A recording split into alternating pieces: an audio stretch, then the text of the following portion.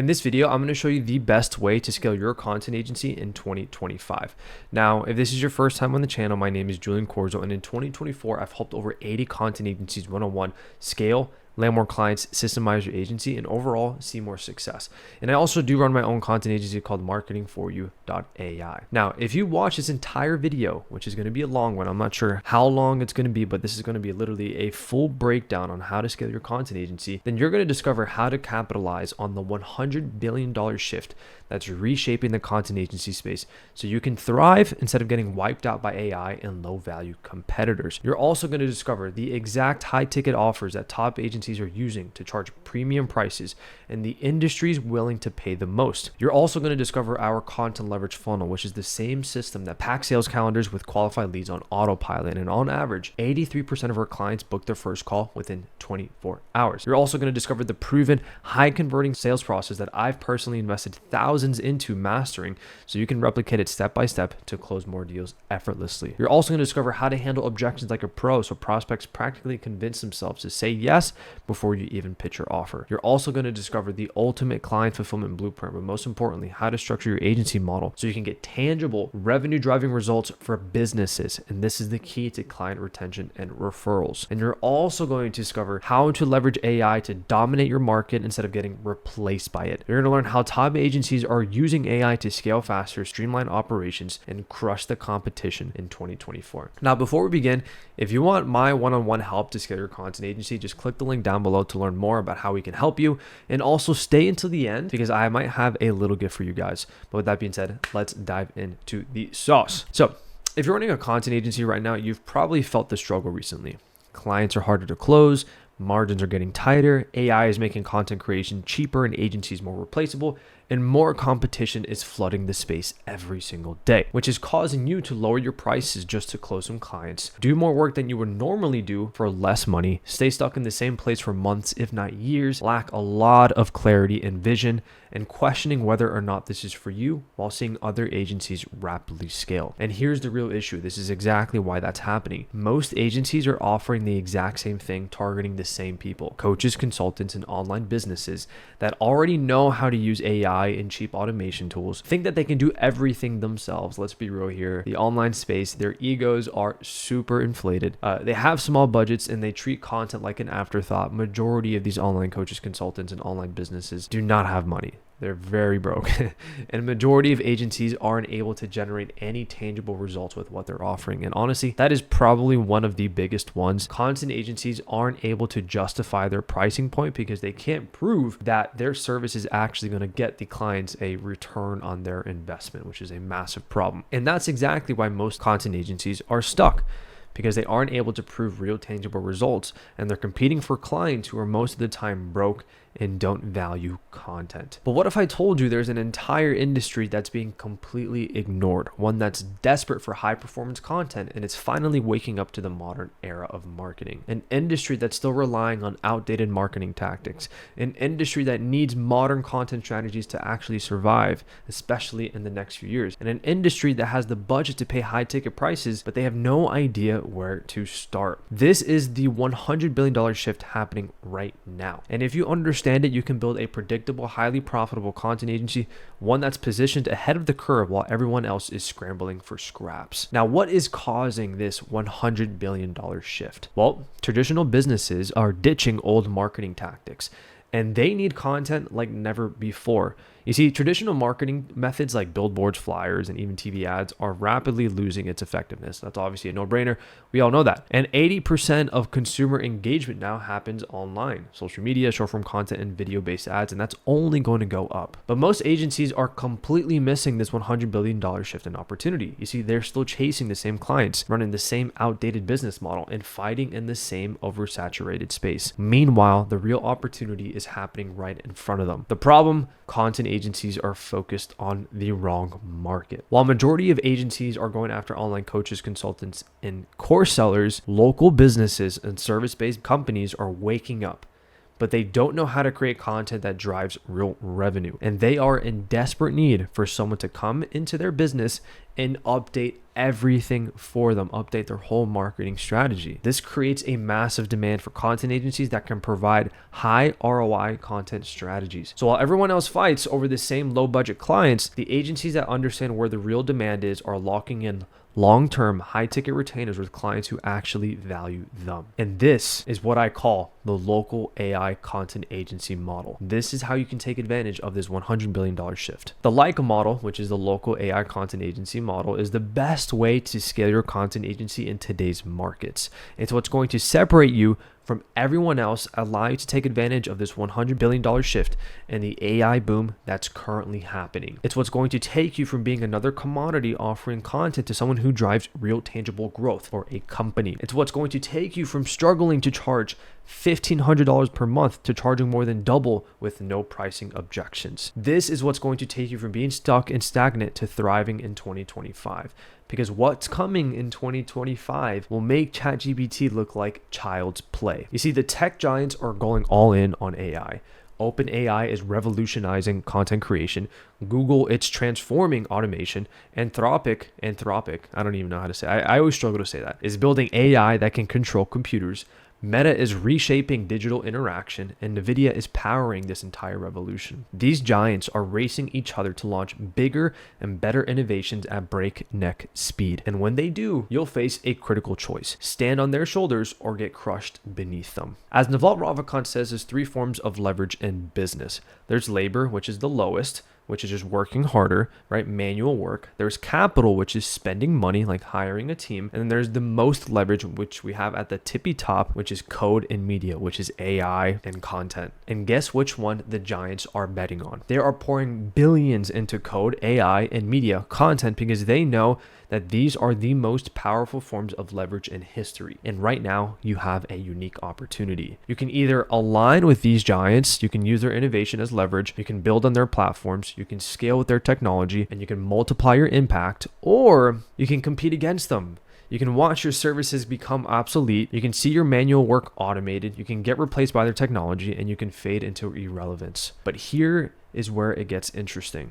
The same force that's about to destroy traditional agencies is creating the biggest opportunity that we have ever seen. For the first time, you can get paid to do less manual work, build true leverage systems, create real ROI-driven results, and scale without burning out. And the upside of positioning yourself correctly is massive. Think about it. No more mindless NPC tasks, no more justifying 30 shorts a month, and no more racing to the bottom on price. Instead, you're paid to think strategically. You let your creativity flourish. Use AI's leverage to multiply your impact, and you make more money than ever before. The ball is in your court. You have two paths. Path number one is you can get ahead of the curve, position yourself for the coming shifts, build your systems behind the scenes, and align with giants like OpenAI, Meta, and Google, and be ready when the market transforms in the next 3 to 6 months and even years to come. Or path number two, you just stay exactly where you are. You keep grinding manually, you fight for cheap clients, and you watch from the sidelines as new millionaires spawn from thin air, 17-year-olds make your yearly revenue in a week, less qualified people outperform you by 10x, and your services become worthless. So in the next 3 to 6 months, you'll either be scaling beyond numbers you've ever seen, or looking back at this moment with deep regret. You'll remember reading these exact words. You'll remember having the cue, and you'll remember seeing it coming. The only question is, did you take action when it mattered most? Now, how did this Leica model come into fruition?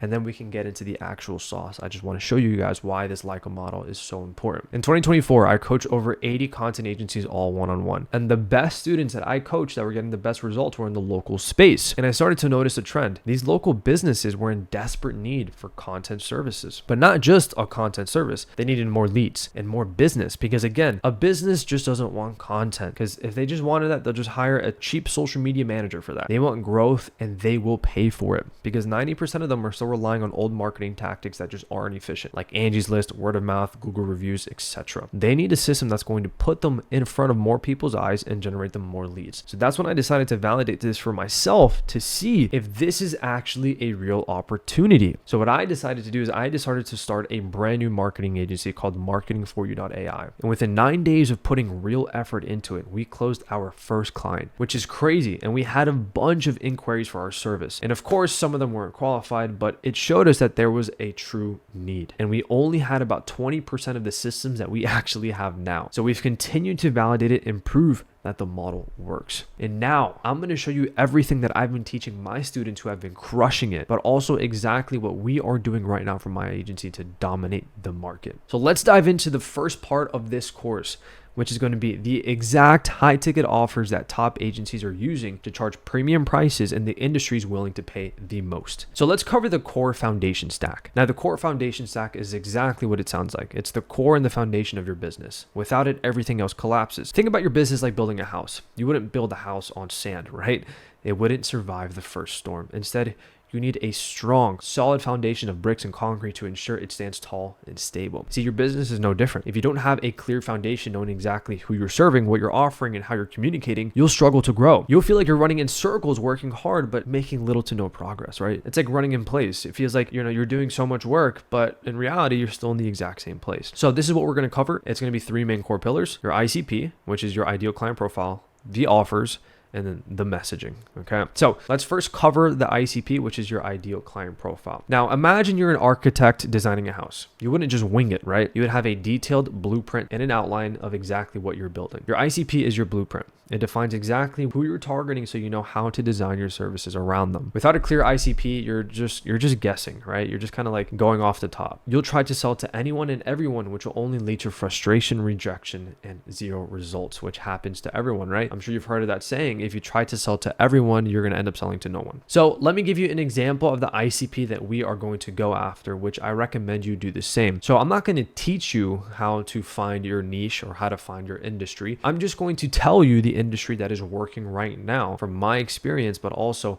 my students' experience. If you want to go learn how to come up with an offer or how to find your niche, this video isn't going to be for you. Okay, this video really isn't for beginners. I'm just going to tell you exactly who to target because this is what's working right now. Your ideal client is an established local service-based business offering high-ticket services. They are already generating consistent revenue of at least $20,000 to $30,000 per month, mostly through referrals and traditional marketing methods like PPC, Google Ads, or platforms like Angie's List and Thumbtack. They understand the need to scale further, but have struggled to adopt or see results from modern marketing strategies like social media marketing, Facebook, Instagram, etc. Their goal is to leverage these newer methods to drive sustained growth, increase brand awareness, and secure a profitable stream of leads. So I'm just going to read off exactly who this ICP is, okay? So let's dive into the ICP demographics. The business type, they're going to be service-based businesses. We can talk about like home services, contractors, consulting, legal services, maybe even restaurants. Like some people have had luck with restaurants. I'm not a big fan of restaurants, but really just any local business that is pretty profitable, okay? Me specifically though, I like service-based businesses like contractors and home improvement companies. Revenue, they're doing at least $20,000 to $50,000 per month in recurring or just high ticket revenue.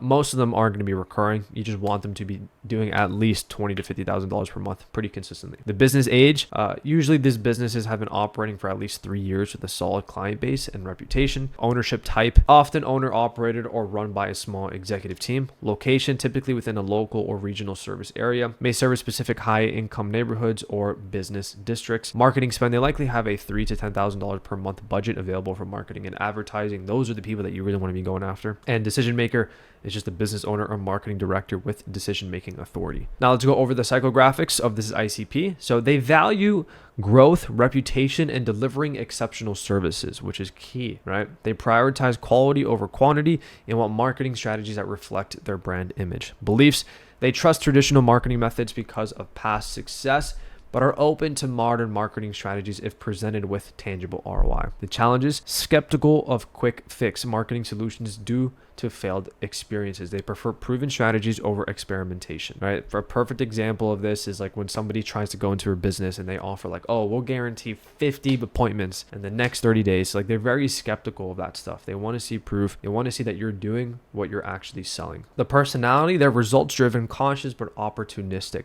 They are data conscious, but may not have extensive knowledge of digital marketing metrics. Interest, industry networking, client referrals, community involvement, and exploring new ways to optimize business operations. Perception of technology. They view technology as a tool, but they are not early adopters, okay? They need clear education on how it will impact their business. Now, you may be asking, well, why do we need to know all this information? Well, the more that you know exactly on who you're trying to target, the easier it's going to be to sell to them. Okay, so it's very important to know every single thing about your ICP. For example, if I didn't know this information, then, well, I wouldn't know to make content on just perception of technology, right? So now I'm going to make content educating my prospects, educating my ICP on how they can leverage these content, ads, AI to scale their business, because they need to be nurtured, right? They might be very skeptical. They aren't early adopters. They don't understand the game like you and I understand it, because we're in the online space. We're very sophisticated, but these people aren't sophisticated. So you need to ensure that you're educating them, which we'll talk more on the actual marketing side of things. I'll show you how to actually fill up your sales calendar, how to post content, all that stuff. The point is that I'm trying to really drive here is the more that you understand your ICP, the better. Okay, let's go over the current situation of the ICP. So reliance on traditional channels, generating leads primarily from referrals and platforms like Angie's List, Thumbtack, or Google Ads. So that's where they're currently at. Their marketing knowledge,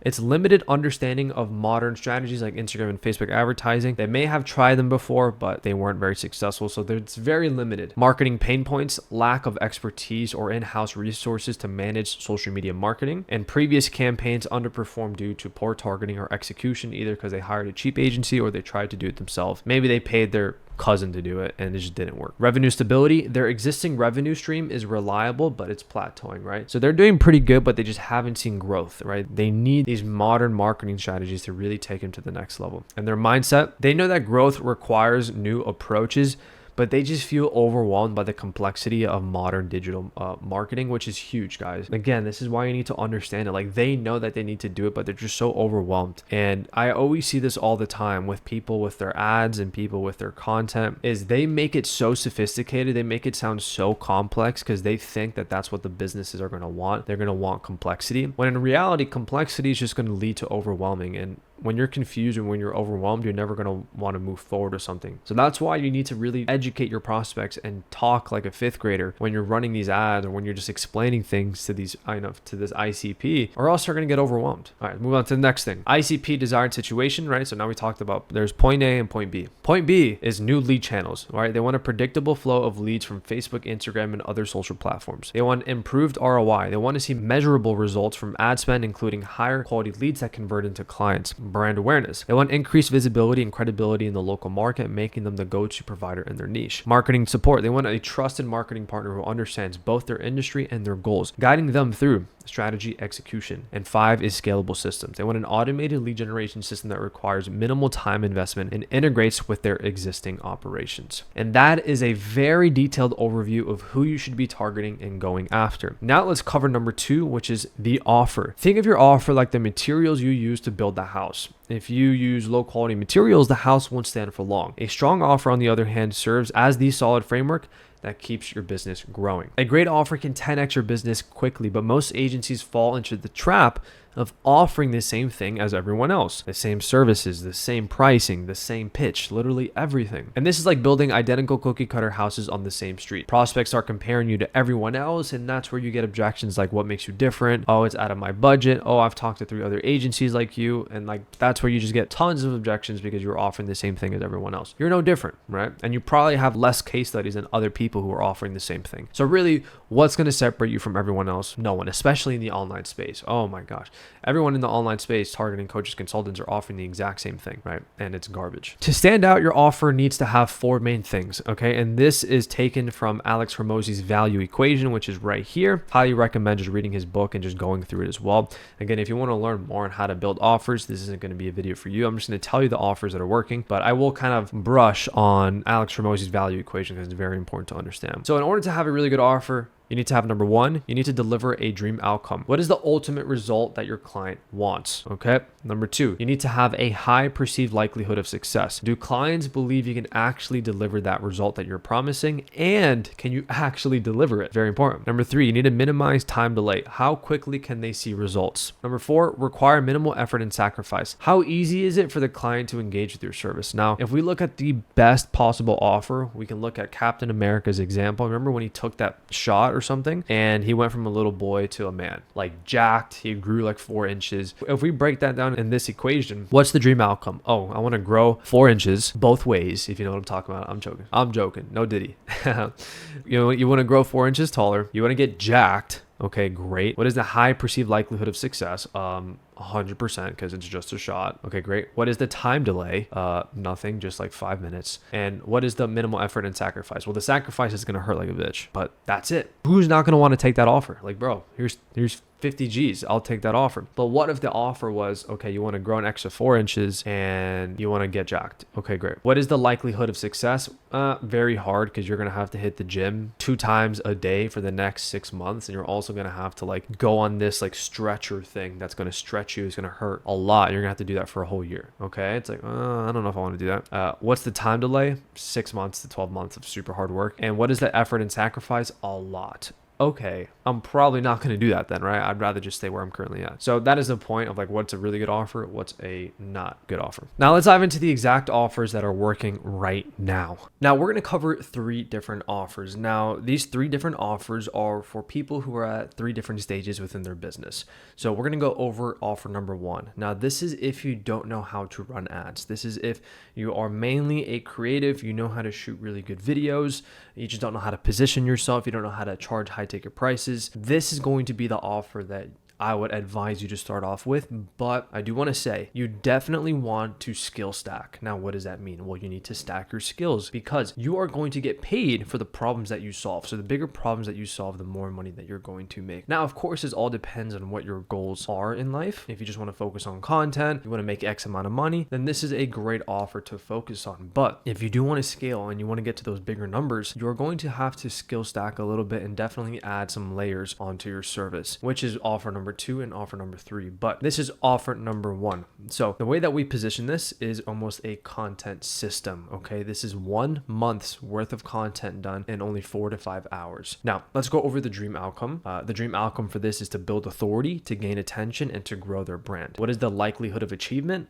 It's decent. Okay, good content does attract attention, but you are at the mercy of the algorithm on Instagram or wherever you are posting, and you are at the mercy of how the actual person talks on camera. Like there's a lot of variables. So you can't actually prove that you are going to build authority. I mean, yeah, you can't actually prove that you're going to get the numbers or like gain the attention and grow their brand, right? So that's why I put decent. But if you're really good at making content and you have a proven process to get results, then that is going to be a higher level of achievement for you to actually get the results. Time delay, minimal, because it only really requires 4 to 5 hours of the client's time per month to get a month's worth of content. What is the effort and sacrifice? Again, it's pretty low because all they really need to do is just show up and you do everything for them. This is a full done for you offer. Now let's go over offer number 2. Now this is a month's worth of content, but also high engaging ad creation.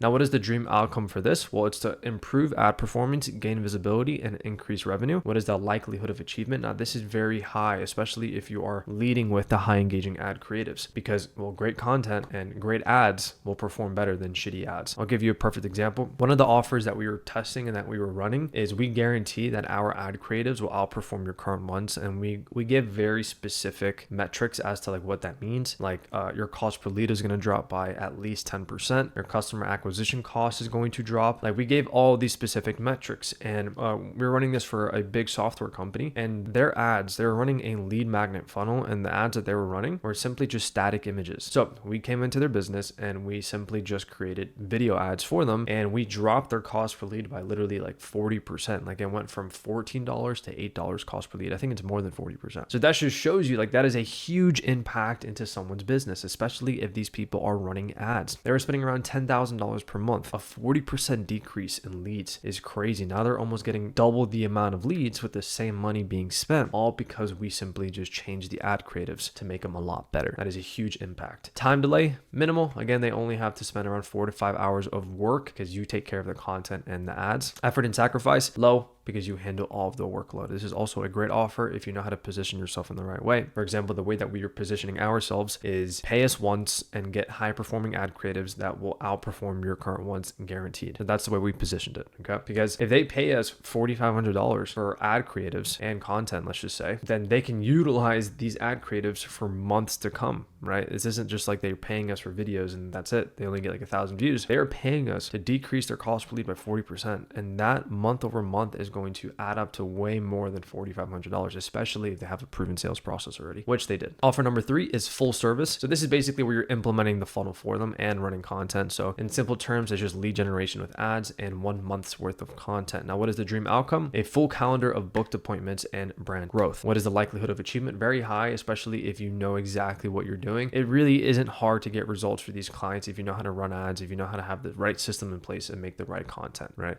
So that's why I put high. Time delay, moderate. It does require some setup calls and content shoots. It does require more work on their end because they have to do a few more things, right? They have to give you access to their Facebook. They have to do this. They have to, spend money on ads. Like that is a higher time delay and also a higher effort and sacrifice because they're going to need to invest into more things. Okay. So those are the 3 offers that I would highly advise running. And those are the 3 offers that are absolutely crushing in today's market. Now let's go more in depth and cover the exact offers. So again, offer number 1, that is the authority content package. So this is a content focused offer designed to position the client as an authority while generating attention and growing their brand. The best part, it only requires only 4 to 5 hours of the client's time because you handle everything else. This offer is perfect for businesses looking to enhance their social presence and credibility. Now, pricing recommendation, this would be around $2,000 to $5,000 per month. Or what I always like to do is we always like to offer a 3-month package up front that if they pay up front, it's cheaper. So let's just say that your package is $5,000 per month. Instead of paying $15,000 over the 3 months, then you simply would just charge them $12,000 up front. They do get a nice discount, but we like to collect upfront payments. Okay. Now we can get into the whole sales process of collecting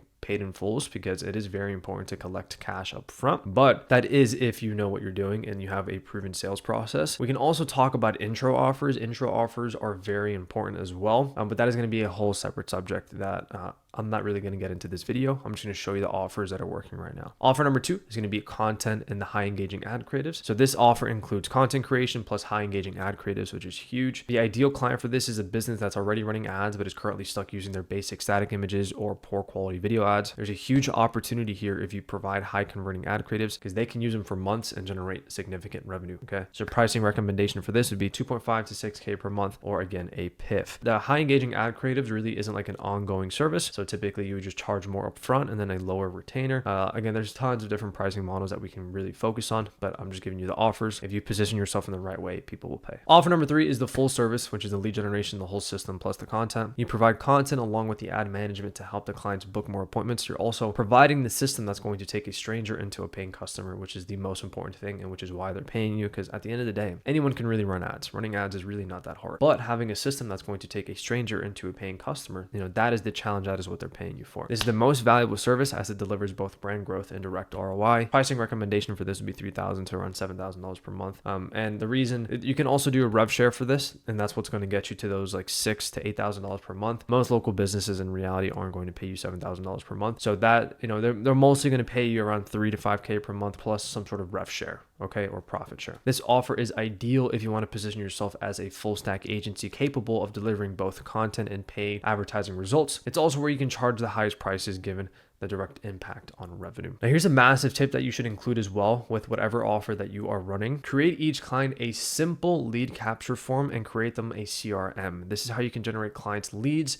with just content and provide more than just content. Most local businesses don't even have a CRM, guys. It's absolutely crazy. Like, they have everything written down in a notebook. Like, some of these local businesses are ancient. It's hilarious. And it also doesn't take much work up front once you have everything systemized. So basically what you want to do is just have a way to where the client's Instagram account, pretty much like in their bio, you can either have their phone number or you can have a lead capture form, or you can have both. And essentially the leads, they'll just click on the link and they fill out their name, phone number, email, and then that goes into the CRM. So you can start proving to your clients that, hey, like my content is actually getting you results. And I also provided you a system that's going to capture leads and a basic CRM, which can either be done on Go High Level or even just like a Google Sheet, that's all you really need. But that is a very easy way to prove that you are actually getting tangible results. Okay. Because I should say they paid you $5,000, but you generated them, I don't know, let's just say 30 leads this month and 3 of them converted and you made them an extra 10K inside of their business. Well, it's like, hey, this is what you're paying me for, right? So a lot of content agencies, this is where they fall. They do not have a simple lead capture form that they can provide to their clients to prove that, hey, we're getting leads. So that is a massive tip for you guys. It's also a massive value add. Now, pricing will depend on several factors. Okay. It's going to depend on your case study. studies? Do you have proof of results? Your experience, are you new to the business or a seasoned expert? Skill set, how good is your creative and ad strategy execution? Now, I'm not going to be here and tell you that, yo, bro, you should raise your prices, you should charge 15K piffs when you don't have any results.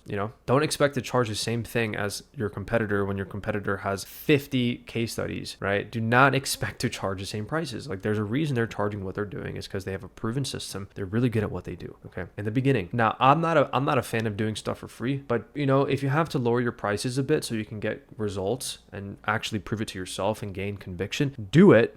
And then raise your prices. Okay, raise your prices gradually as you start to get more and more results for your clients. All right. Now, I also want to note one thing. The gear that you use does not matter much. Clients won't care whether you're using a Red camera or a Sony FX3 or I don't even know the other cameras, a A7 IV, maybe you're a Canon person. I don't know. Unless you are working on high-end commercial projects, that is a totally different thing. But we're not working on high-end commercial projects. This is not what we do. You want to focus on positioning yourself as someone that's going to help drive growth inside of their business, not just provide cool videos, ideas, and social media management. Because again, if they wanted that, they can literally hire somebody for like $500 a month, $1,000 per month to just shoot cool content on their phone and manage their social media. There's plenty of people who can do that, but that's not who you are. These offers that I just went over are scalable and can lock in recurring revenue for months or even years if you are consistently delivering results. Many local businesses will happily keep paying you as long as you help them grow their revenue and book more leads and just book more appointments and overall just help them grow. Now let's cover messaging. So this is the blueprint for communication. So messaging is like the instructions that guide the construction team. Without clear instructions, your workers might install windows where doors should be, right? Similarly, without strong messaging, your audience won't understand your offer and they won't take action.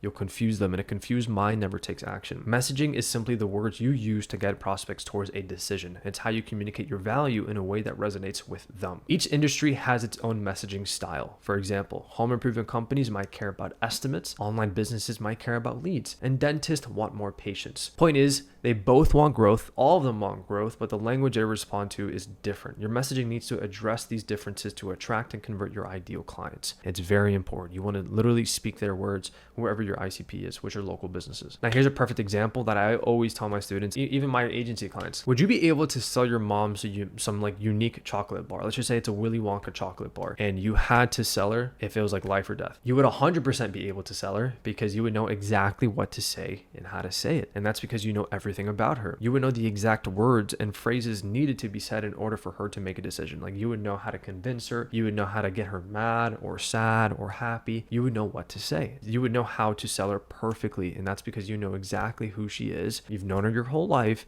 and you know exactly what to do. Okay.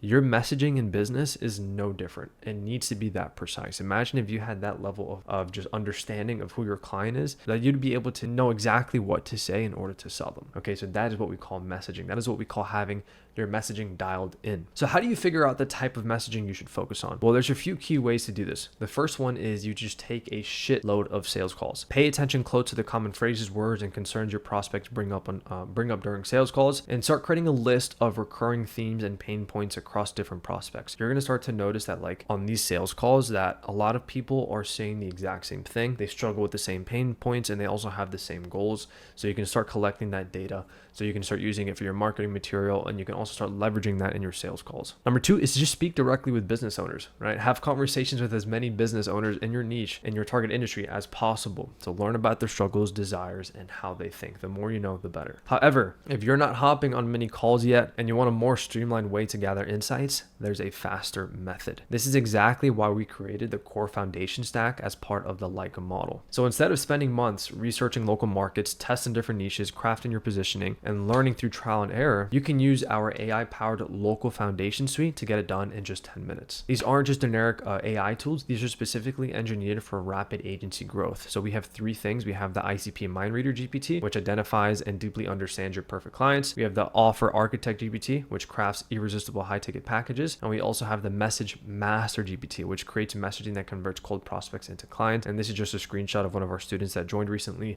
He literally said that just the custom GPTs that we provide provided is worth the actual investment, which is thousands and thousands of dollars for our program. Now, if you want access to these AI tools, I'll link all of the resources talked about in this video down below in the description so you can get access to them for free. And that is my gift to you. But there'll be more gifts, so make sure that you continue watching till the end. Now, here's how to use these GPTs. I'm going to show you right now how to use them. So I'm just going to go on my screen. We're going to click off here, and we're going to have the 3 actual GPTs. Okay, so we have the ICP Mind Reader, Offer Architect, and the Message Master. Now, basically what you're going to do is you're going to click Read My ICP's Mind.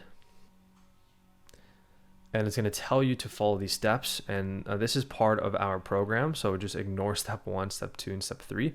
So what you're going to have to do is I would highly recommend downloading a tool called Super Whisper. Okay.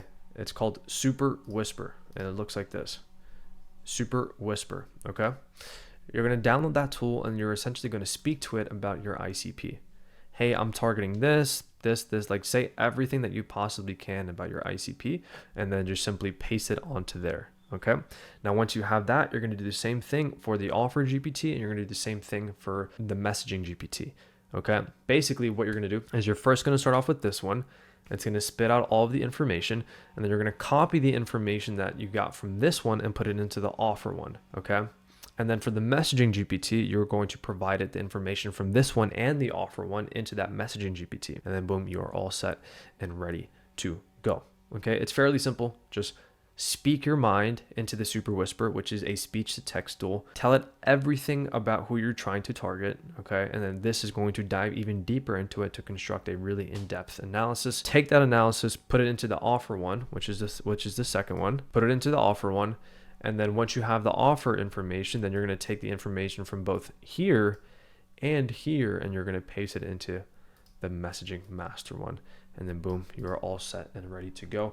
Now, our AI systems inside of our program are a lot more like defined, a lot more structured. This is just something I wanted to give to you for free so you can play around with it, kind of just start using it yourself. Great. So now that we've covered the industry to go after, the exact ICPs, the offers to run, and the pricing points, we now have the core foundation stack. So now I'm going to show you how to pack out your sales calendar with the exact ICP I showed you guys. So I'm going to show you how to leverage our content leverage funnel, which is the same system that packs sales calendars with qualified leads on autopilot. And on average, 83% of our clients book their first call within 24 hours of having this system launched. So let's dive into the information. So here's the harsh truth. If you don't know how to generate leads, your business will never thrive, let alone survive. In today's market, sales and marketing account for at least 50% of a successful business. It doesn't matter how great your product or service is if you don't have a predictable stream of customers and revenue. You don't have a business, period. If your agency is doing less than $50,000 per month, your primary focus should be on generating leads and closing deals. Most agencies rely on referrals and word of mouth, which is great because it shows that you're delivering results, but that's not sustainable. You can't rely on referrals alone to scale, because in an occasion where you have a month where some clients leave and all of a sudden you don't have any referrals to fall back on, then boom, sometimes 50% of your business can vanish by a snap of a finger and you cannot fill that void, which is a sucky place to be in because I've been there before. It's a very sucky place to be in, but trust me, let's avoid that. You need a predictable acquisition system, something that you can consistently depend on to bring in leads, book calls, and grow your business. That is literally your insurance policy. Because here's the reality for most businesses who are struggling to scale and get more clients. You have no attention. Your market doesn't know who you are, what you do, or who you help. Like, think about that. AKA,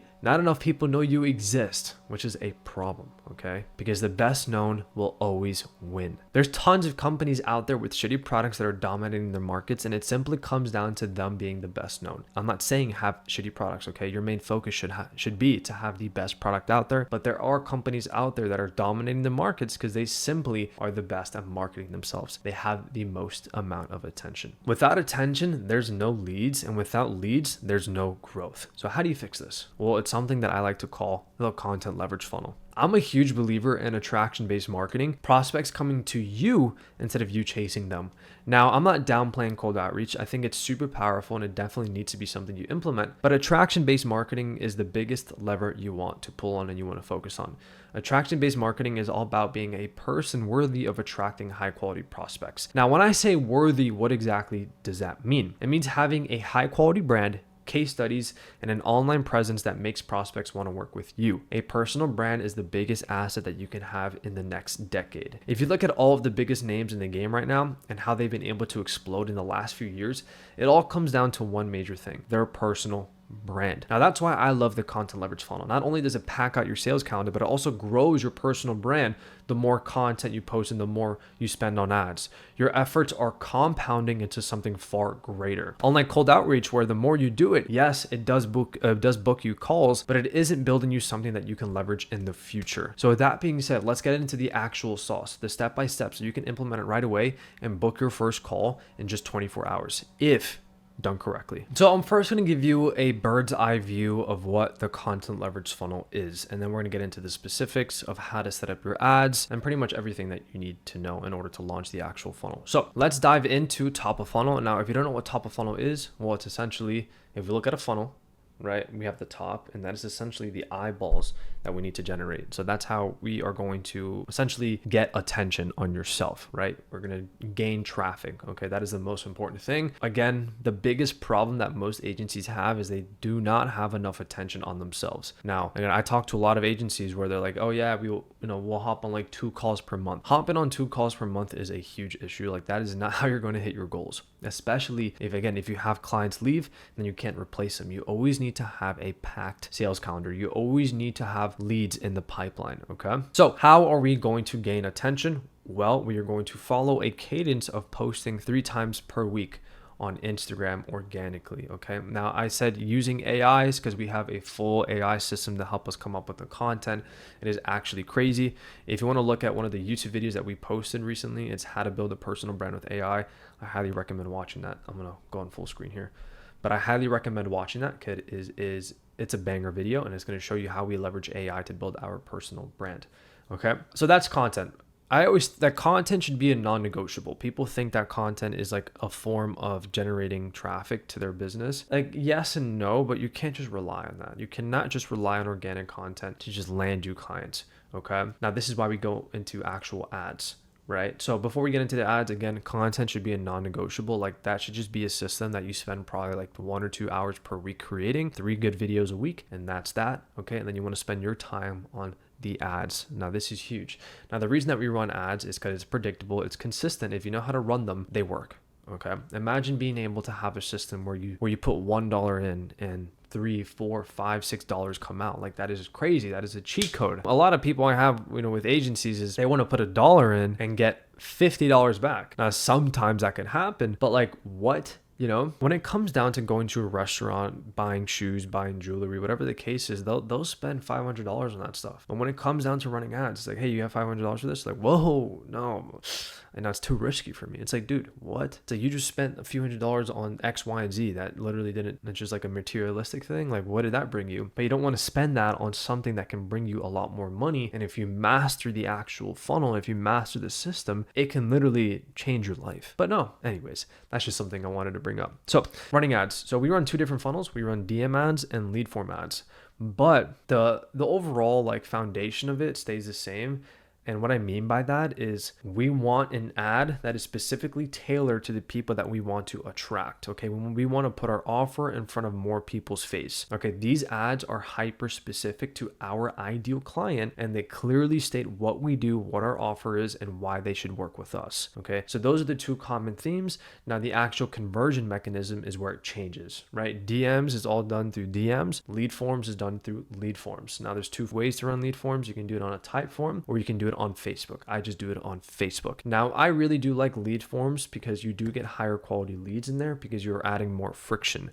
And you're also really training up your pixel once you have your pixel set up the right way. With DM ads, you'll get more leads, but they're not going to be as qualified, right? Yes, you will get qualified leads, but you're going to have to really sort them out. So in the beginning, what should you focus on? I would probably focus on DM ads, right? You want to focus on flow instead of friction in the beginning, especially when you're just running ads. And what that means is you open up the flow to things. If you just want to see leads come in and you really want that dopamine hit, I would focus on DM ads in the beginning because they're super easy to run. DM ads are super, super easy to run and they work. Lead form ads, a lot more complexity, a lot more things that you have to set up, right? You need to set up go high level, you need to set up all these things. But with DM ads, you can get them set up right away. So I would just put some money into DM ads, make sure that your ad creative is very optimized, and yeah, just launch it. Once you get the hang of it, once you understand ads manager a little bit more, once you understand the ad game a little bit more, pivot to lead forms, because the best leads that you'll get will typically come from lead forms.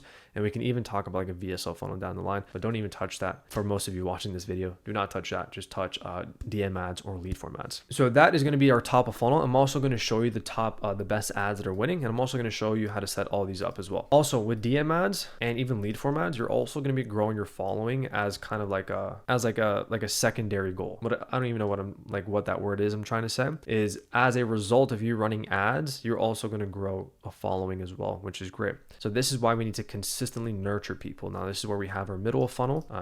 So you need to be posting again 3 times a week. Now, at a minimum, you should be posting 3 times a week in total, okay? But if you can start posting 4 to 6 times per week, amazing. 3 of them top of funnel, 3 of them middle of funnel, which is like a lot more specific, a lot more catered towards the people that you're trying to attract. Also, make sure that you're posting stories 3 to 5 times a week, because you need to make sure that you are continuously engaging your following, the people that are following you, so you always stay in top of mind about what your offer is. So 3 to 5 stories per week minimum. And I would say half of those should be CTAs. Again, always making sure that you're putting your offer in front of people's face. A lot of people are scared to oversell to their audience, but let me tell you, think about how much content people are consuming on a day-to-day basis. Like, I have no idea what I posted on my story like 3 days ago. I truly don't. And you think other people are going to notice that? They're not going to notice that, right? So trust me, they're going through so much content, and you have to wake up every single day pretending like no one knows who you are. So we have 3 to 5 stories a week, and we also have YouTube. You should be posting YouTube twice a month. They do not need to be crazy. Literally, this is how I want you to think about YouTube. Think about all of the objections that you would get on a call, or just think about like your process in general, and just make videos on each of those things. Like literally in the beginning, your first 10 videos should literally just be how-to videos, how to make content, how to run ads as a local business, best marketing strategy for local businesses. Like just the most basic videos that you can think about, you can just literally reword them in several different ways. Just put those out. Like that's what your first 10 videos should be. Okay. Now for the stories, always make sure that you have a CTA to DM you. People are going to start DMing you if you're continuously doing this. And then that's when you want to appointment set them and get them on a call. Also in your YouTube videos, you want to make sure that you have a VSL and a calendar page so people can book calls from there, because you will get calls from YouTube, and then book a call. Now let's go over the actual ad side of things. So when somebody submits a lead form, you're essentially going to get you're going to send that information to your Go High Level CRM, and then your appointment setter is going to get notified on Slack. Again, do not overthink this. I'm going to show you what the system is. This is just a bird's eye view. If you do not have an appointment setter, that's totally fine. Nobody does in the beginning. Then you are going to do this yourself. So essentially what happens is you're getting their phone number, name, and email, phone number, email. You're going to get notified on Slack, and now it's your job to give them a call. Your job to dial them as quickly as possible and get them on a call. All right. Some people are going to book a call by themselves, because again, I'll show you what that looks like. But most of the time, you're going to have to call them anyways and make sure that you appointment set them. Okay. And then you want to make sure they get on a call. Perfect. And you also want to make sure that you have a really good pre-call sequence. Okay. Now, what is a pre-call sequence? A pre-call sequence is something that essentially is designed to make sure that 1, your prospects show up, but 2, they get very educated on what your offer is, and 3, just overall build trust. Okay. So I like to send 2 emails every 24 hours leading up to the call. So if the call is 48 hours in advance, they're going to get 4 emails. If it's 72 hours, they're going to get 6 emails. Okay. And I also have SMS messages being sent out to remind them about the actual call.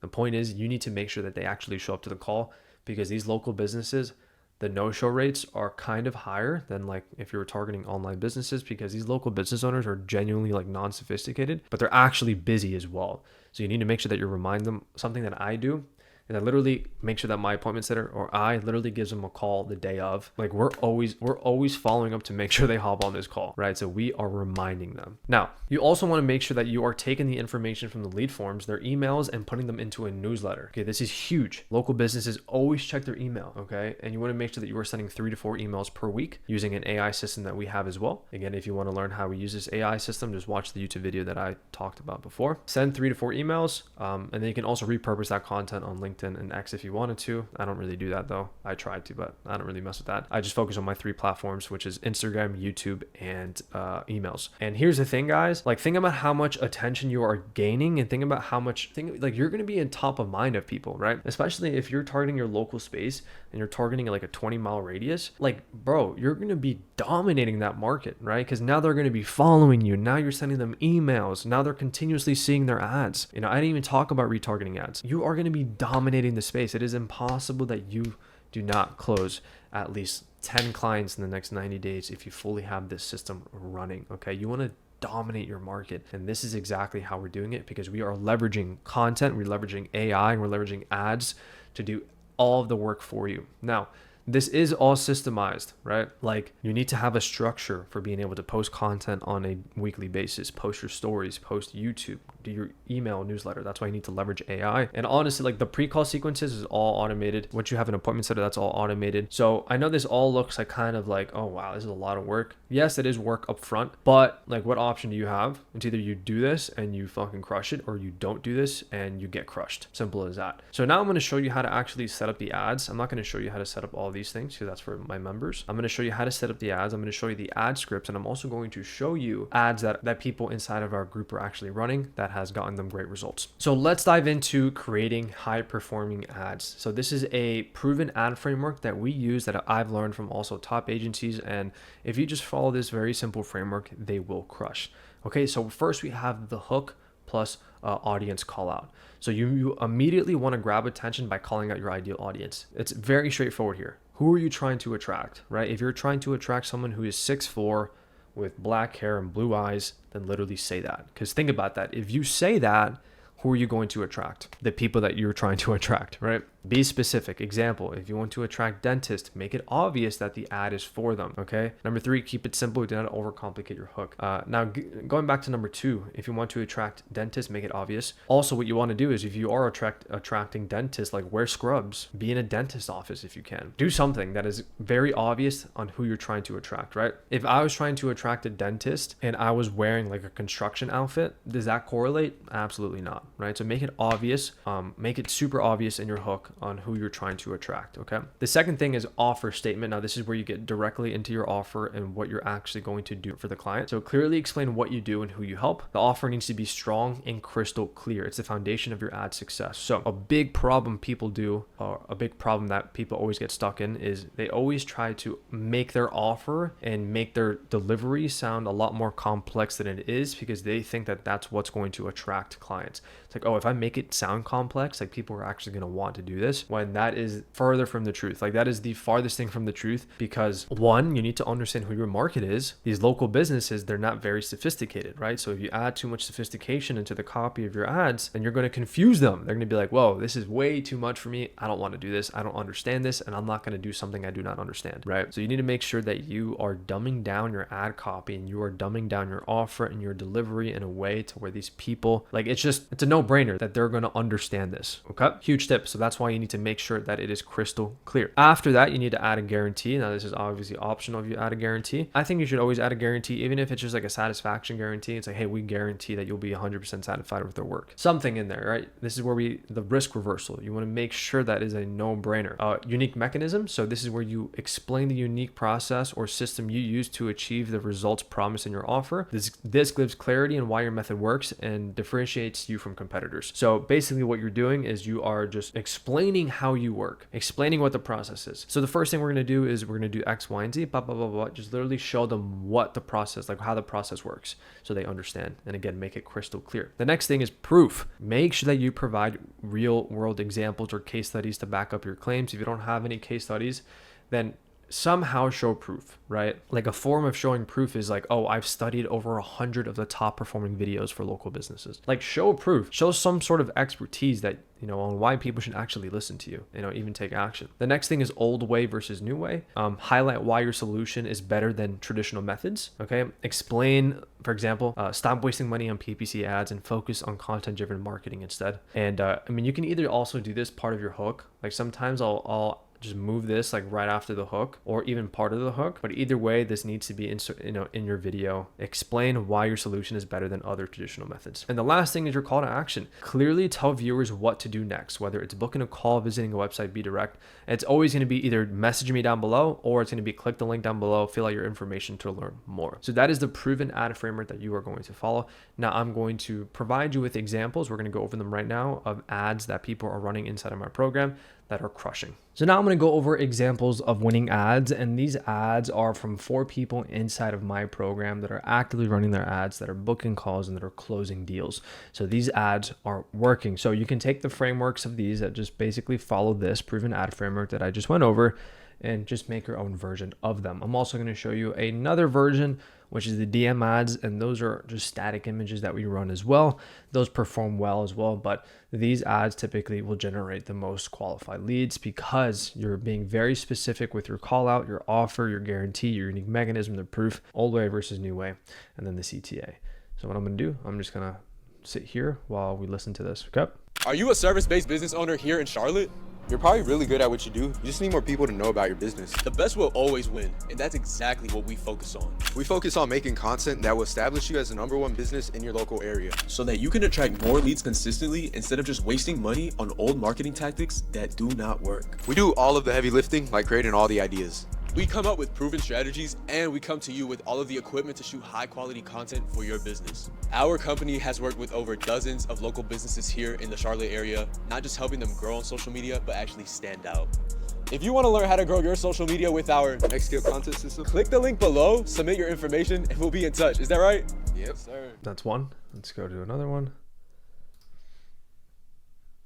Coeur d'Alene business owners, you can't expect to grow by just relying on referrals and word of mouth in 2025. I'll come into your business and create a month's worth of content in just one day to help you stand out as the #1 in your area and stay busy year round. The truth is you're probably really good at what you do, just not enough people know about it. You need more attention on your business. That's why you need to use high quality content to help you land more deals and stand out as the #1 in your area. We'll come up with the ideas, the strategy, the shooting, the editing. All you have to do is just show up for a few hours and let us work our magic. We've created hundreds of high quality videos for local businesses to help them stand out and grow. Now we're looking for 3 businesses in the Coeur d'Alene area to help. So if you want to learn more and get pricing, then click the link below and fill out your information.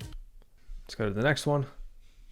If you're a business in the San Francisco Bay Area and you're not putting out social media content because you just don't have time or you just don't know what to focus on, then this video is for you. Hi, I'm Haley, and I help businesses grow their brands with high quality ads, social media posts, and video content. I've personally produced and directed social media content for all kinds of businesses in over 70 countries. I've also built an audience of over 1 million followers across my socials, and I want to help your business do the same so that you get to work with customers you actually enjoy working with. Let me show you what it's like to work with me. First, we'll get on a call so I can learn more about your business and we see if it's a fit. Then I create a social media and video content strategy for your brand. As soon as we align on that strategy, we design the content, script the ads, and schedule the shoots. You approve the final content, and then when we post, the last step is we put in place my ROI media funnel to help you generate more leads. As a business owner, I know you don't have time for all this. Let me use what I've learned to help you grow your brand. So if you're a business in the Bay Area and you want to grow your business, click on the link down below, fill out the information, and I'll get back to you.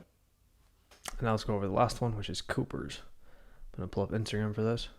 Business owner out here in Ventura County, relying on outdated marketing strategies like Angie's List, Google, and word of mouth is the worst way for you to grow your business in 2025. Look, you're good at what you do, and you've been in business for a while, but you know your business should be growing faster. What you're missing is attention from perfect fit clients that can actually pay you what you're worth. If you actually want to dominate in Ventura County, then give me a follow here on Instagram, where I'm going to break down how you can use one local Instagram ad just like the one you're seeing right now, to become the best known business here in town. This local ad strategy has already helped over 100 service businesses finally reach more customers and grow their business. And the best part about it is that it works the first time, every time, no matter the service that you provide. So if you want to become the #1 local business in Ventura County, then give me a follow here on Instagram.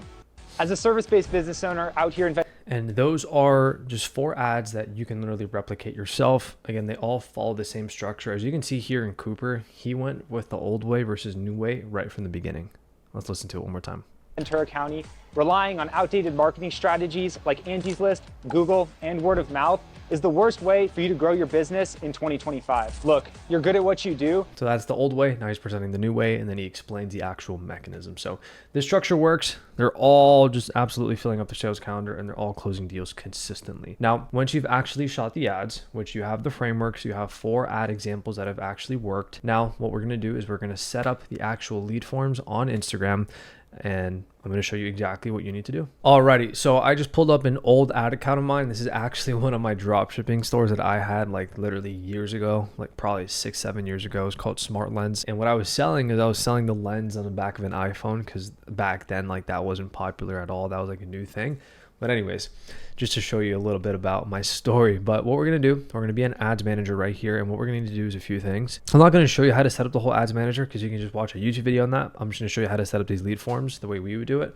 But you just want to make sure that your pixel is set up, and then your ad account is linked to your Instagram, and your ad account is linked to your pixel. If you want to learn how to do that, I would just search up on YouTube how to set up your ads manager and your pixel. Okay. Again, I'm not going to go over that right now. We go over that inside of the program, but what we're going to do is we're just going to set up the actual lead form. So what we're going to do, we're going to click to create. We're going to click leads, continue, manual leads campaign, continue.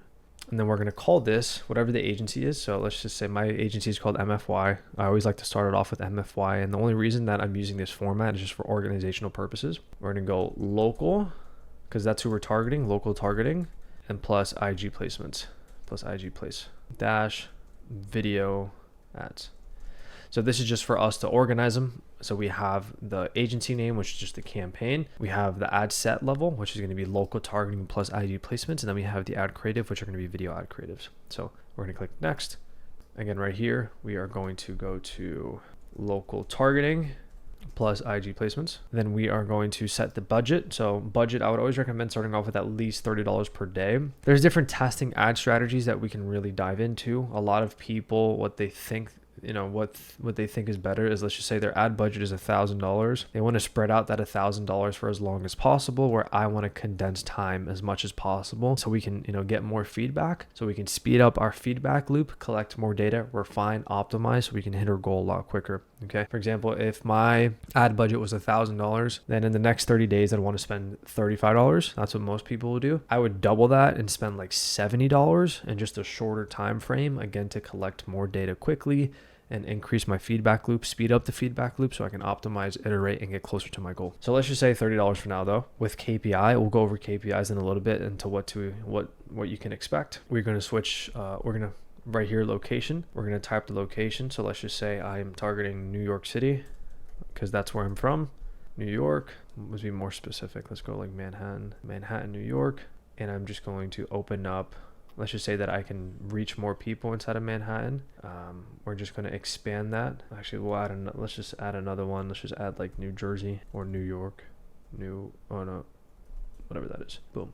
So that's what I was trying to get to. This is what I was trying to show you guys. Right here, you can select the mileage that you actually want to travel. Typically, I say only leave it to like 25, maybe 35 miles. It depends on how much you're willing to drive. Some people are willing to drive an hour. It also really depends on where you're located. But unfortunately, some people are located in not the best area. For example, I have somebody in the program, and their like estimated population is like literally like 50,000 people, and it's in the middle of nowhere. So in his case, like he has to target other cities that are like an hour and a half, 2 hours away, because they're much bigger. But if that's what you have to do to close bigger deals, and that's what you have to do, right? Where I'm located right now, I'm in a very good place. So all I have to do is literally put exactly where I'm at and just put like a 25-mile radius, 20-mile radius, It really all depends on where you're currently at. So we'll do that. 6 to 8 million people. That's a lot of people. Holy shit.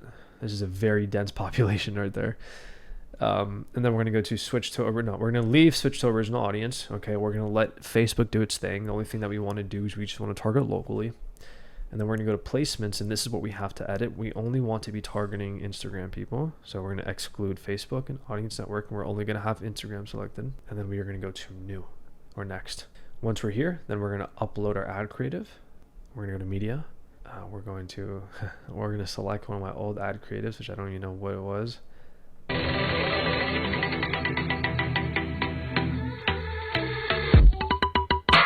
Terrible. Me putting the lens on the camera is so bad. We're going to select the actual ad creative. We're going to add text to it. So basically the text that I always like to add is just, basically the text is just going to be like another hook. Your ad creative is going to do majority of the work. So you need to make sure that your ad creative is dialed in. Your primary text and your copy is just going to be reinforcing the actual video. So typically I always like to call out hook, basically the same framework as the actual ad creative. Call out, offer, old way versus new way, whatever you want to do, mechanism, explanation, proof, CTA. Boom. We're going to click learn more. And then this is where we really need to, focus, and we need to make sure that we are setting up the instant form perfectly. Okay, so make sure to pay attention here. So I'm going to show you the exact instant forms that we use that work. So we're going to create instant form. We're going to call this, I should say, agency name, lead form. We're going to go to more volume. We're going to go to next. Okay, so right here, how lead forms work is, what we can do is we're first going to add here. We need their phone number. So we got full name, email, phone number. So one, we're collecting their name, email, and phone number, which is very important because that's how we're going to be able to contact them after. So typically people who are filling out this information, if they're giving you their name, email, and phone number, like that is the true definition of a lead. So you can contact them right away, and they're going to be very qualified, compared to the other strategies where, let's just say, profile visit ads or DM ads. The reason why I really like lead forms is because you can send a lot of the pixel information back to Facebook, especially the way that I'm going to show you how to set up these lead forms. So you're feeding the proper information back to your pixel. So your Facebook is now optimizing for people who are actually submitting these forms. And those are most of the time going to be qualified people, so your pixel is going to start to get really trained, one, on your ad creative, but two, on the lead form submissions. So make sure you add name, email, and phone number. And then we're also going to add a few questions that they have to ask in order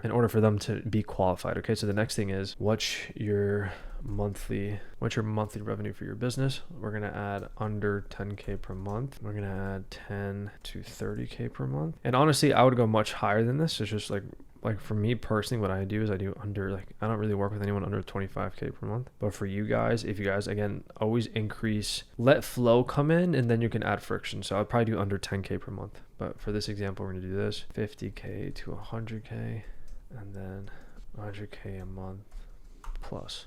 So we're going to add that question, and then what we're going to do, we're going to add a conditional logic. So what a conditional logic is basically if X happens, Y happens. So if they select under 25K per month, they're unqualified. So I'm going to close the form. Okay, I'm going to end page for non-leads. Again, and this is why I love these lead forms, because we can start to add conditional logics and really train Facebook on somebody who is not a lead versus is a lead, right? And this one, we're going to submit form, end page for leads, submit form, end page for leads, submit form, end page for leads. Okay, so we're going to end page for non-leads. We're just going to ask one question, a financial qualifying question. What's your monthly revenue for your business? Under 25K, 25K to 50K, 50K to 100K, 100K. For you guys, again, I would pretty much hop on calls with pretty much everyone right now, especially if you have an empty calendar. So I would probably do under 10K per month. That's unqualified. 10 to 50 or 10 to 30, 30 to 50, and then 50 plus, or I'd probably do 10 to 50, 50 to 100, and 100 plus. Okay, you can decide for yourself, really. Again, it really all depends on where you're located as well. If you're in a small town, then I'm not sure how many businesses are going to be doing consistently $100,000 per month. But if you're in nicer areas like Miami, for example, you need to raise these numbers, because almost every business is doing 7 figures inside, and 50 to 100K per month, that's probably a small business in Miami. So it really all depends on what where you're located. Okay, so we're going to do that. Form type, boom, intro, greeting. We're going to add a greeting. Grow your business with high quality content and Instagram ads. High quality content. You can just write that. Boom. Or you can just reiterate your hook. Right here in the description, we're going to add enter your information, and someone from our team will be in touch within the next 24 hours. Disclaimer, this is for businesses in X location. This is only for businesses in X location. Okay, so this is only for businesses in Miami. This is only for businesses in New Jersey. This is only for businesses in XYZ. So headline, or just have the headline, which is reiterating your hook, grow your business with high quality content or wherever your offer is. And then you're going to tell them pretty much a description, which is just enter your information and someone from our team will be in touch within the next 24 hours. And then disclaimer, this is only for businesses in New Jersey. Okay, I'm going to click next. Perfect. please answer the below questions, or please enter your information. Boom, boom, boom. Next. You need to add a privacy policy. So if you don't have a privacy policy, you can just basically go on the internet and just create a privacy policy within minutes, and then you're going to link that to a landing page. If you don't have a landing page, just do it on GHL. And yeah, just link your privacy policy. They're going to go next. And this is what we need to do. So on page name here and Patreon leads, we're going to say thank you for your interest. And then we're going to say someone from our team will be in touch soon. And then we're going to just send these people back to Facebook because they're not qualified. Yep. So these are for the people, like when they're not qualified, they're going to get sent to this page. And yeah, so basically the reason that we want to let them know that like someone from our team will be in touch is because like if they're unqualified and they get sent to this page, well, they can just go back and then enter their information and pretend like they're qualified. And we don't want that, so we'll just tell them, hey, someone from our team will be in touch, right? And then we're going to send them to Facebook. So that's it. Now, end page for leads, this is very important. So for the headline, we want to make sure that they book a call, okay? So the funnel is, once they submit a lead form, okay, great. We got their information, amazing. But we also want them to book a call after on their own, okay? A percentage of people will do that. Now, that percentage really depends on a lot of factors, but let's just say 50% of people who submit the lead form book a call. That is huge. The other 50%, you're going to have to appointment set. All right. So the higher the percentage that they can book a call, the better. Because again, if they've made it to this page, then they're qualified, which is good. So headline will say, almost done. Book in a demo call. Book in a demo call now. Book in your demo call now with someone from our team by clicking the link below.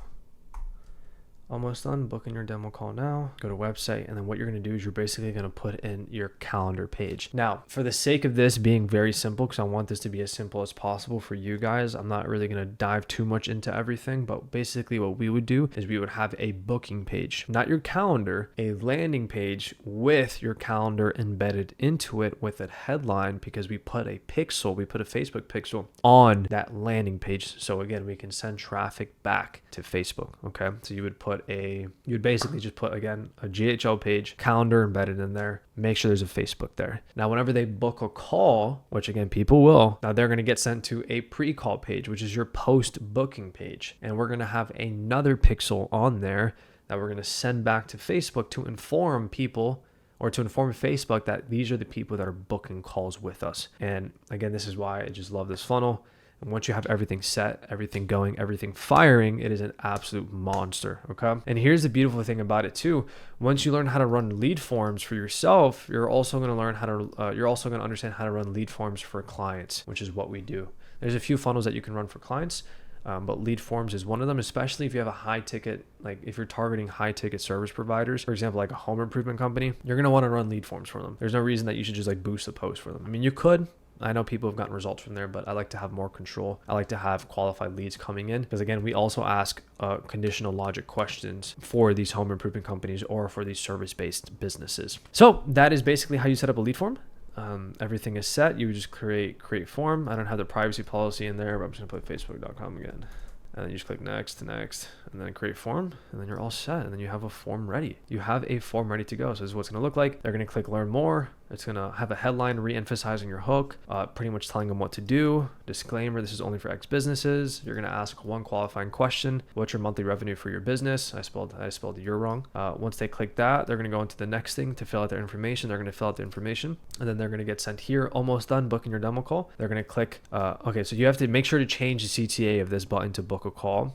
I have view website. Make sure you change it to book a call. Once they click that, they're going to book a call. And this, they're going to go to the landing page. And again, a percentage of those people will book a call. Amazing. The percentage of people that don't book a call are going to have to dial them and appointment set them, okay? And this is where the term speed to lead comes into play. The quicker that you call these leads, the higher the chances of them becoming booked calls skyrockets. I think after 10 minutes of not contacting them after they fill out your information, I think the percentage that drops that they're going to book a call is like insane. It's like, I think it was like 80%. I don't know. Don't quote me on that, but it's a huge dramatic drop if you don't call them within 10 minutes. So you want to call them as soon as you possibly can. Now, I'm not going to go over the process on here on how to set up your Go High Level, on how to set up your Slack, on how to set up all of these automations, because that honestly might just be a whole separate video, because that can be very long. I'll probably make a separate video for this, but what I really wanted to show you guys was just the ad creatives and how to set up your lead forms, because then you also need to set up your backend, okay? But you can run these exact same ads with a DM funnel. And again, with a DM funnel, you don't need to have all these backend systems in place. I also made a whole separate video on how to set up your DM funnel. But actually, I changed my mind. I don't know why I'm not going to show you how to set up GHL. Like, honestly, this lead form funnel is kind of pointless without GHL. So I'm going to show you how to set up your GHL as well.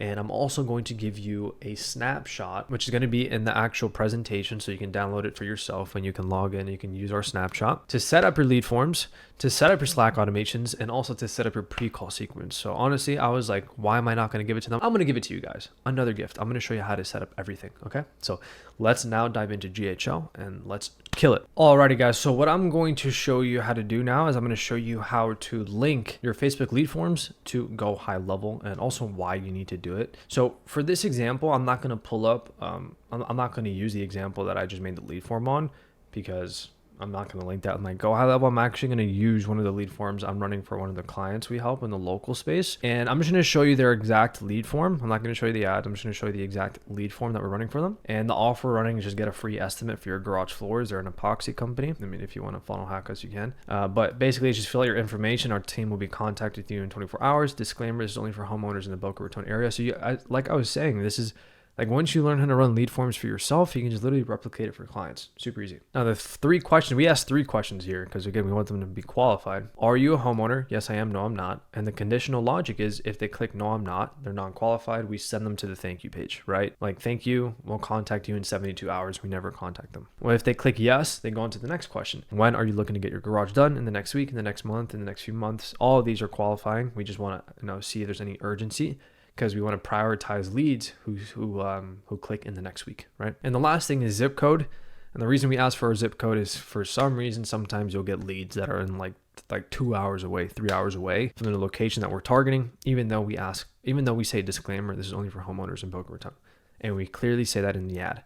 So that's why we also write the zip code, again, just for like prioritization, because if they click yes, I am in the next week and they're in a great zip code, boom, we're dialing, we're making sure that they are contacting them as soon as possible. So now what I'm going to do, I'm going to go over to their Go High Level and I'm going to show you how to set this up. Okay.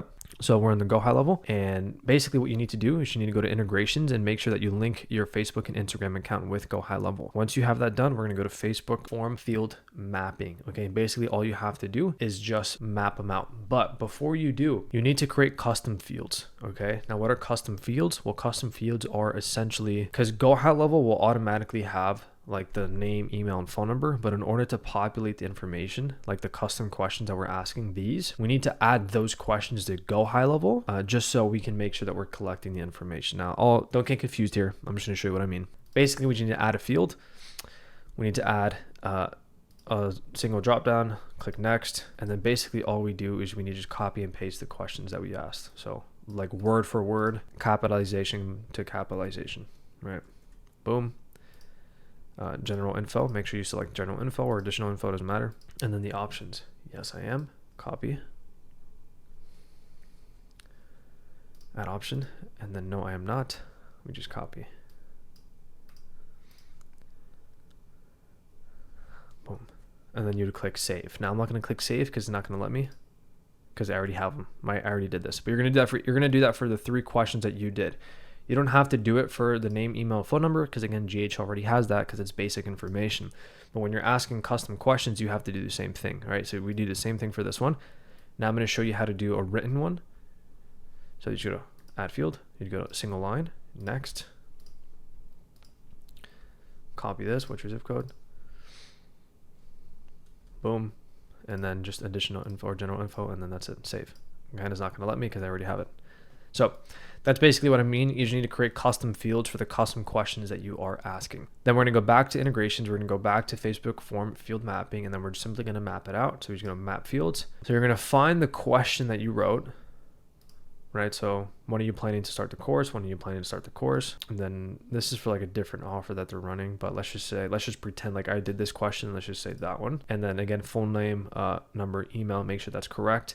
And yeah, so essentially you just need to create custom fields for the custom questions that you are asking. And then this is exactly what we're doing, because this is going to ensure that Go High Level is actually receiving the information for the CRM, and also for us to be able to contact them just to make sure everything is like efficient, set, and ready to go. Okay. Now what we're going to go over is the automations, as in like how we actually, because what we do is once we collect the information, there's a notification that gets sent to Slack for the sales team to actually be able to contact them, or you can have an AI chat bot, which is what we're setting up right now. We're not going to go over that in this course, but eventually we'll show you how to do that, on how when somebody gets notified, you can just have an AI bot actually message the lead. And this is also why the DM funnel can be very productive for these local businesses, because if you just send traffic to the DMs, you can have an AI bot just communicate with those clients and schedule an appointment with them, right? And that can be done with organic content too. It's just with ads, you guarantee that you're going to get traffic to the page. So what I'm going to show you right now is, okay, once you receive the information, we're going to send that information to Slack, just so we know people are actually submitting lead forms, so we know to contact them. And this is for you guys. This isn't for clients. We're going to talk about fulfillment. This is specifically for you guys. Okay. So we're going to go to back.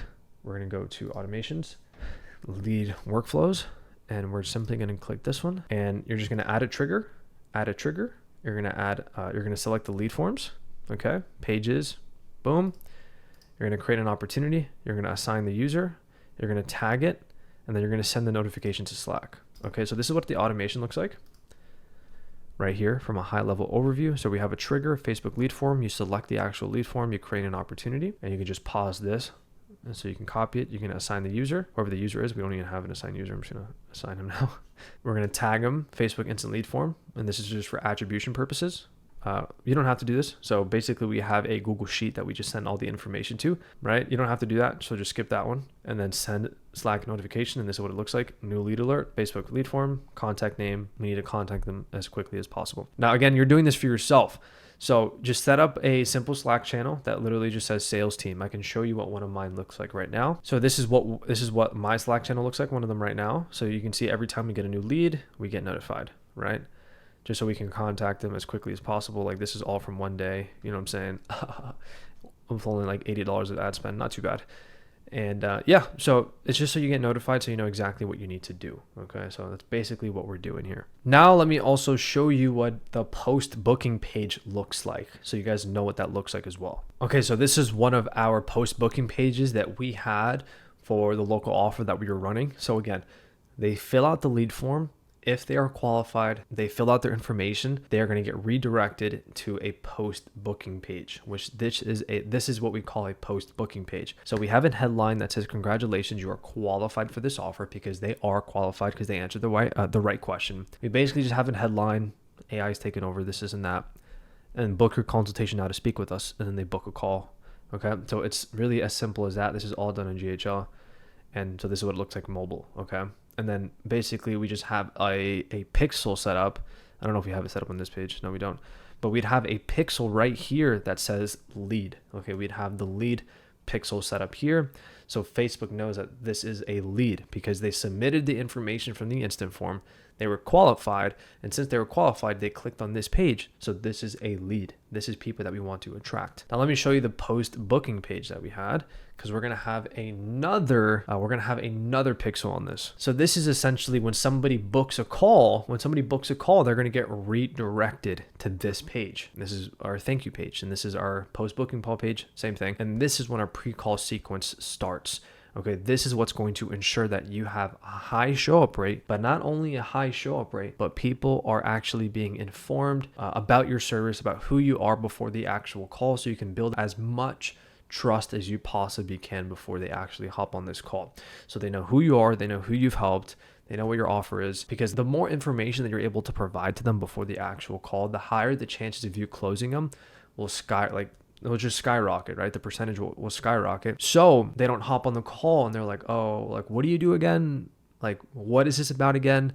like you don't want them to be confused as to why they're on this call. They know why they're on this call because you sent them the right information. You sent them to a thank you page. You made them confirm the actual call. You sent them the emails. You sent them the text messages, everything. And this is what our post booking page looks like. It just says, congrats, your call's been booked. Important, complete these these next two steps. If we don't, we'll be forced to cancel your call and give your slot to someone else. So we make sure that we tell them how to confirm the actual call so it gets on their calendar. Okay, again, these little things will increase your show up rate by a lot.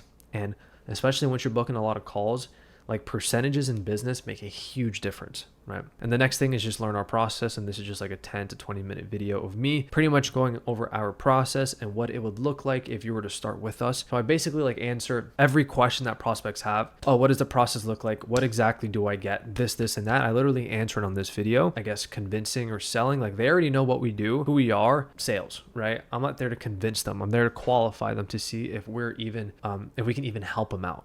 Right. So this is what our post booking call page looks like. And then we have another pixel on this page that we would have with schedule. Okay. So that is what we are tracking. Like that's the pixel. So we have lead and schedule, because if people hop on this call, that means that they've booked a call, and then we send that information back. So that is essentially what the funnel is. And I'm also going to give you examples of all of the emails that we use. I'm going to give you all of the templates that we use for our pre-call sequence. So we're going to go back to the presentation, and I'm going to show you the examples so you can use them, you can leverage them. And yeah, I'm also going to give you a 30-day free trial on Go High Level, as well as with some snapshots in there. If you don't know what a snapshot is basically the templates. So you get a 30-day free trial, you get our templates, so you can begin using this for yourself. So all you have to do is just click these links. I haven't linked them yet, but once you have actually downloaded this, the links will be on this. So you're going to have a GHL 30-day free trial, and you're also going to have a snapshot, which is just my templates of everything that we use. And that is another gift to you guys if you've watched this far into the video. But we're not done yet. There's still a lot more to cover, so let's continue. So the checklist for running ads, we have an optimized Instagram with content posted, scripted ads and videos, Facebook ad account setup, GHL setup, and Slack setup. Now, there are a few more things that you need to cover, that we really need to cover in there, just like little intricate things. But this isn't going to be like a whole GHL tutorial. That I would just watch a YouTube video, like how to set up your calendar, like just those things. And also GHL has a pretty cool onboarding system in there that will help you set up everything. So yeah, I'm just kind of showing you like the higher value things, like how to set up the Facebook accounts. I mean, the lead forms, the ads that are working right now, and basically how to integrate GHL, Facebook, and Slack together so you are getting notified. Okay. I'm also going to link pretty much how to set up the DM funnel as well. So I'm going to link that in this video as well. I'm actually going to put it right now. So I'm going to skip to that. So let's watch that right now. If you don't want to watch that, you can just skip to the next part where we're going to be talking about a sales process. So I'll see you there. So now let's dive into having a proven sales process. So this sales process I'm about to share has booked me thousands of calls and closed 7 figures in combined online sales for both myself and my clients. Recently, I invested into refining this process with the help of a friend who has scaled multiple 7-figure agencies. He's an absolute beast. That's what he does. He's literally been in sales for like years. I don't even know how much money he's made in sales, but he's helped a lot of other agencies scale. A lot of agencies that you probably look up to, he's helped them out. He's consulted with them. And I paid him so he can help me refine this process, and I'm going to give it to you. Okay. Now, let me tell you, once you implement and focus on this process, it will literally transform your business and make you serious money. So here's what we're going to cover. I'm going to go over 2 recordings from a friend who's helped me craft a sales process and has trained many 7-figure agencies on sales. His name is Elias. I'm going to link his IG right here. I'm just going to pop it up on the screen. So the first recording is going to be going over a sales script and a framework. And the second recording is going to be going over how to handle objections like a pro. So those are very valuable videos, very, very, very tactical videos that you can just implement right now. He goes over the script, and he also goes over how to handle objections. And this is specifically for content agencies, so it's super valuable. So we're going to go over the proven sales script right now for content agencies. So we're going to play that video right now. What is going on, everyone? Hope you're having an amazing day so far, and welcome to this module where we're going to be talking about the sales process overview. So the exact sales call framework that you can use whenever you are taking your prospects through the sales call. So there's going to be 2 types of scenarios here, and I'll show you how it applies depending on what kind of sales process you follow. But the first one is you're calling your lead and conducting a sales call on Zoom or even on the phone after you've done your trial edits for that customer. or you're calling an inbound booked appointment. So someone came in from your ads and there's a 30 to 45 minute book call slot with the prospect to go and dive deep into what you're going to be selling them. So in this process, I'm going to be showing you the one call close. Okay. And I'm going to show you how it could be way more efficient and how you can get a lot of tie downs and still get commitments, as well as how to even book the follow-up call to increase a high show rate and also objection handle as well. So we're going to get to all that fun stuff, but let's actually talk about the overall framework. So in the sales call framework, we're going to build rapport and find intent. Then we're going to break down their current state. Then we're going to expand their desires. Then we're going to pinpoint a problem, exhaust previous solutions, transition to pitch, and then go for a trial close, and then actually ask for the sale. Tons of different things that we're going to cover, but we're going to make it super straightforward here. And this is a converting script. So this is actively working right now in the market with multiple content agencies that I've worked with personally.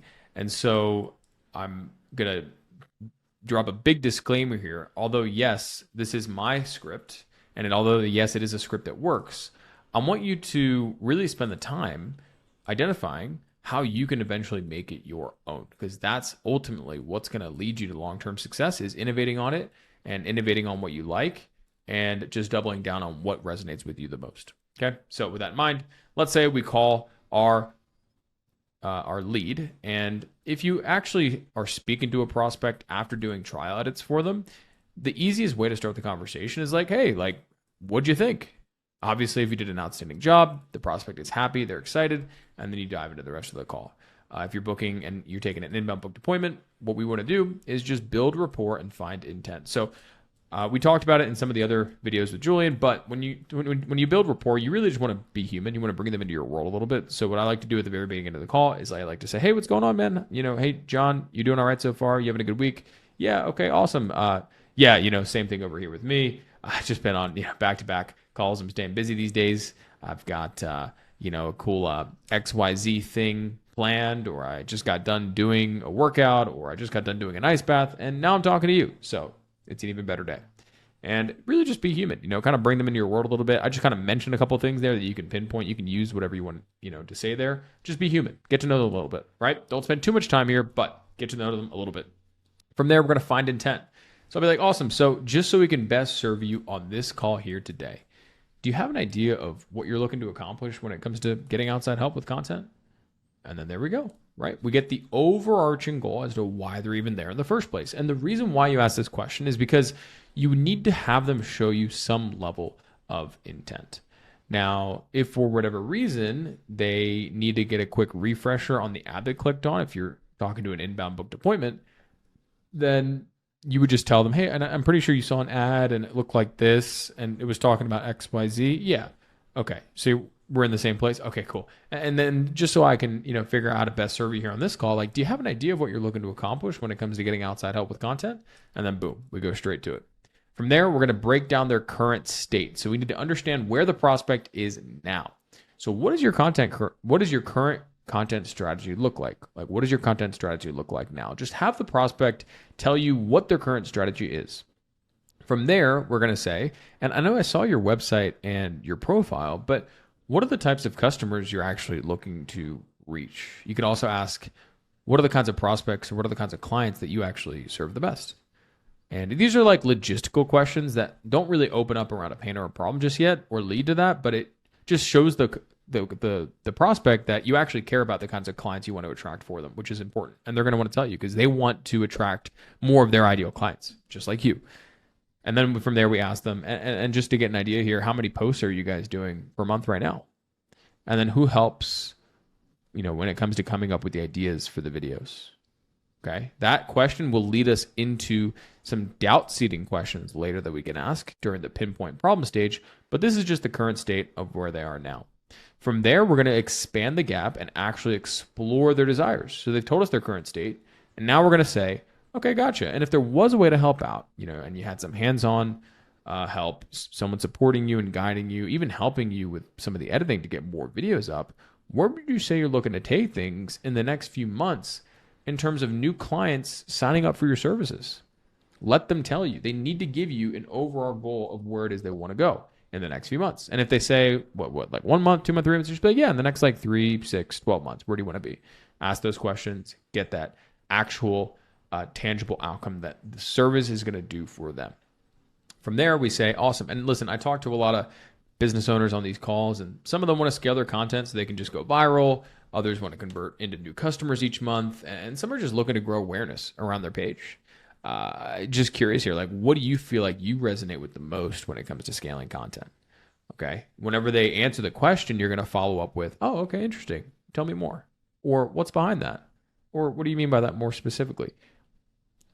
Okay. And then from there, we're going to find out how much money the new customers coming in from the content would translate to in terms of monthly revenue for the business. Okay, gotcha. And so, like, let's say you're getting an additional 15, 20 new clients coming in each month. Let's say you're selling to a gym coach. I guess how much would that translate to in terms of new revenue for the business? Like, what do you typically charge per session, per fitness package, right? Whatever it is. From there, the prospect will tell you, and now you know what their current state is. Okay. Now you know what their current goal is. So you've explored the desires, and now you're able to pinpoint the problem. And so the easiest question you can ever ask once you've identified where they are and where they want to go is, awesome. So I guess that goal of getting to 20 new gym clients a month and XYZ revenue, what do you feel like are the biggest roadblocks or hurdles that are in the way that are maybe preventing you from getting there? Okay, that's what we call a problem-based question, to find some type of problem. From there, we have to be really, really, really receptive to their answers. And we really want to find a problem. We're going to probe and clarify. Probing and clarifying means opening up and just identifying and getting more clarity around what they're saying. So they might say, yeah, I mean, it could be nicer to just have more consistency with my editing. Oh, what do you mean by that? Or how do you mean by that more specifically? Okay, gotcha. And the current content strategy you have, I guess this is if they're not opening up. And the current content strategy you have, John, I guess, like, is there anything you would change either about the amount of views you're getting per video or the type of editing style? If you could. Is there anything you would change either about the kind of clients you're getting or the quality of videos coming out from your content? If you could. Then they're going to tell you, oh yeah, I might change this. Oh, what do you mean by that? How do you mean by that? Find the problem, expand, clarify, and probe. You don't have to overcomplicate this. All you have to do is just stay fully present to what they have going on. And here are some simple questions that you can ask to be able to pinpoint the doubt a lot more in their mind. You can ask them, okay, like, I guess, how do you guys know if a certain video you're posting is going to go viral? Or how do you know you're going to actually reach your target audience with that content? Or who helps you guys when it comes to the ideas? Is that you, or do you have someone expertly guiding you outside of the business? How do you know how to get the lighting right? Have you guys taken a course on that? Do you guys know how to make sure it looks good? Okay, and when it comes to the actual consistency of content, do you have someone that's there in person with you to help you out with shooting, or it's just you on your own? And what you're really looking for is, again, like, where they are now, where they want to go. But then this pinpoint problem stage is like literally the question, what is holding them back? Like, what are the biggest roadblocks that might be preventing them from getting there? So super straightforward stuff. And then from there, we're going to dive into exhausting previous solutions. This is where we want to really pay close attention to what they've tried in the past or what they're currently looking for in a new solution, so we can identify what's called a buying value. If you're watching this video, make sure you write that down. Buying value. The buying value is ultimately something that a prospect feels like they need in the solution to get to where they want to go. And so one thing that I would ask them is like, hey, have you tried anything else in the past to scale your content so you can get to XYZ goal? They might say, yeah, we tried this company. There was a local guy that came and shot some videos for us. He was a videographer. Didn't really go as planned. I mean, we got a couple of videos from him, but nothing crazy. Oh, okay. Gotcha. But was there like a script that he gave you to follow based off of like what current viral trends are going on in the marketplace right now for your type of audience? No. Okay. So it sounds like you might have needed that. Gotcha. And then that is a buying value that you're going to use later during the pitch, but you don't say it in that moment. You hold on to it and pitch it later. And then from there, you're going to keep going through what they've tried in the past, keep exhausting those previous solutions. Ask the same question. Okay, besides that guy, like, what else have you tried? What else have you done? And then I like to ask them the ideal criteria question. Shout out to Jeremy Miner for this one. Basically, just so I can see if what we have makes sense for you. Let's say we were sitting in your office, John, and we were comparing different content strategies to grow the business.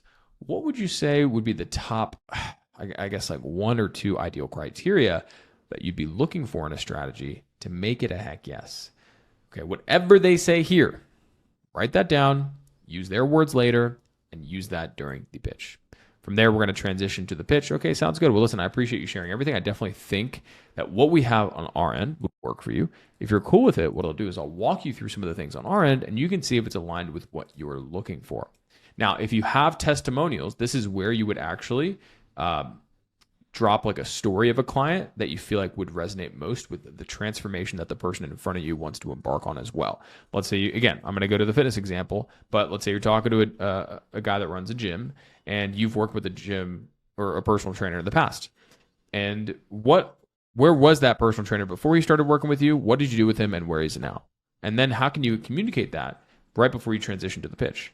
Okay, that's how you're going to really sell trust, which is one of the beliefs that you need to knock off whenever it is you're going through your presentation and just in general, so that he can see you as the reasoning as to why he's going to get to where he wants to go. Because people at the end of the day are not buying leads, they're not buying content, they're not buying viral, they're not buying, they're not buying virality, they're not buying views, they're buying access to a process that has allowed other people to get to where they want to go. They're buying the end goal, that transformation at the end of the day. Okay, so how can you sell the transformation here with one quick testimonial? Hey, this is where the prospect was. This is what we did. This is where they are now. Great. Now, the more testimonials you have, the better, but your goal is to find the one that's going to resonate with them the most. From there, we transition to the pitch. Your pitch needs to be super easy to digest. Do not get overcomplicated with this. Do not start techno babbling and rambling about all the things that they don't even understand, because then you're going to lose certainty in they're going to lose certainty in the process, and they won't be able to see themselves doing it. So so pillar number 1 is what we call our viral video ideation strategy. What we're going to do is write out 25 viral video ideas for you every single month, benefit, so that you don't have to worry about what trends are happening in the marketplace for your industry. I just handwrite all the viral video ideas for you so you can shoot the content yourself and scale. Now, I just want to make sure on my end, because sometimes I can get a bit excited talking about this stuff. Where did I lose you there?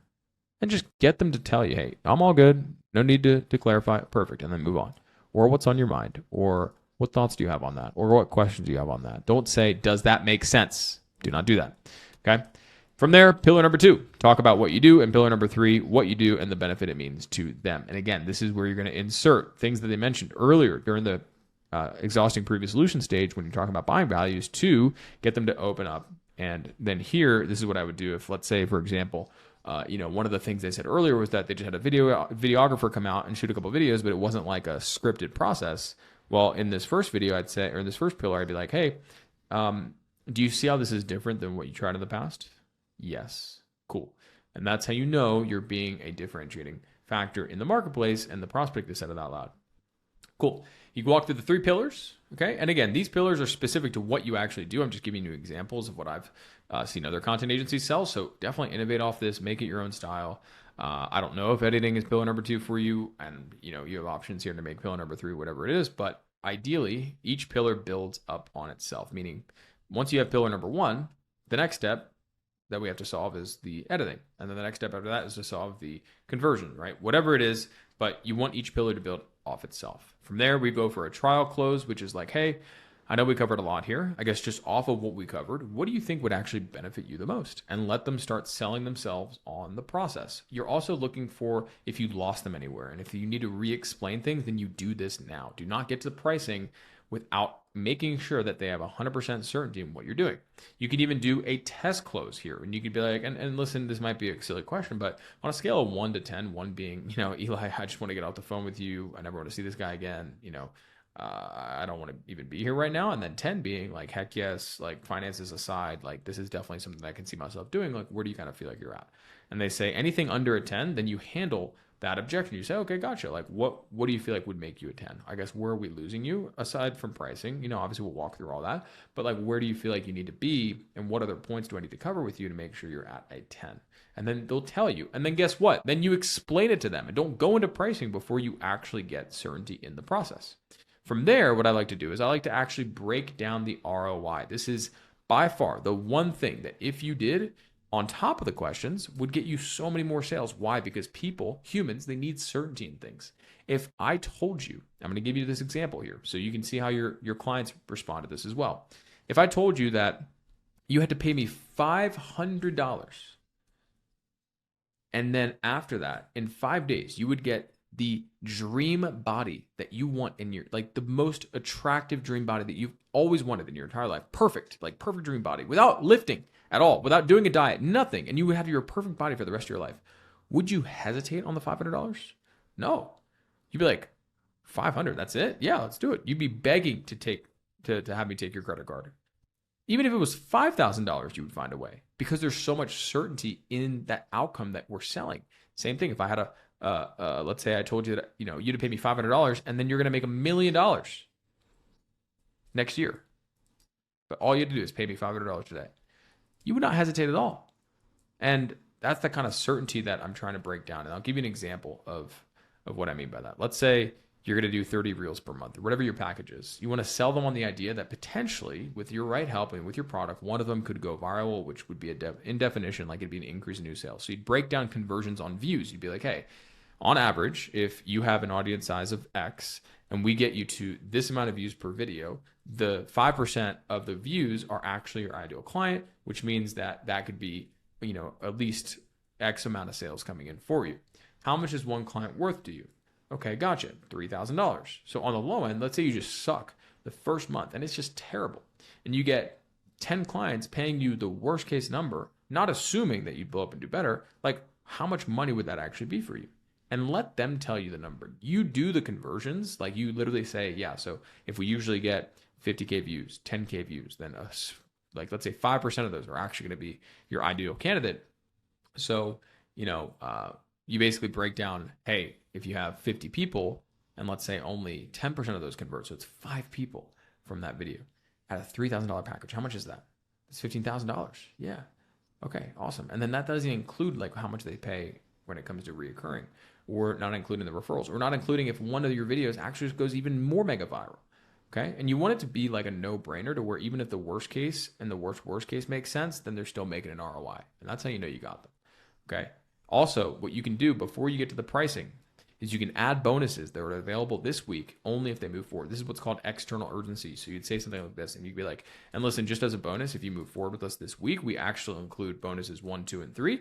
And these are services that you probably would include regardless of whether or not you were even going to charge them for them, because they're actually not supposed to cost you any additional money.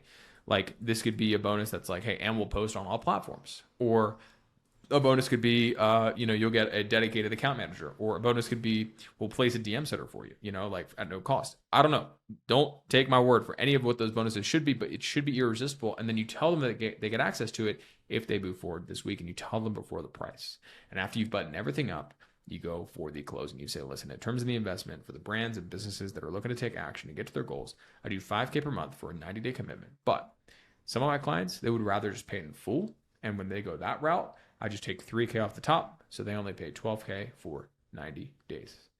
And then you work your way down from there. And you ask for the sale, and then you just stay quiet, you kind of see where they're at, and then you ask, would it be crazy to get started? No, not at all. Great. Let's go ahead and take your credit card, book you in for the onboarding call, and make sure you're all set up. Now, that's an example of how I would go through the call. And again, this is if I'm doing a 1-call close. If you notice here, there's a lot of buy-ins that I'm doing along the way. So the logical certainty on the return on investment, there's the trial close, there's the temp check, which I didn't even add, but I said it, so make sure you use it.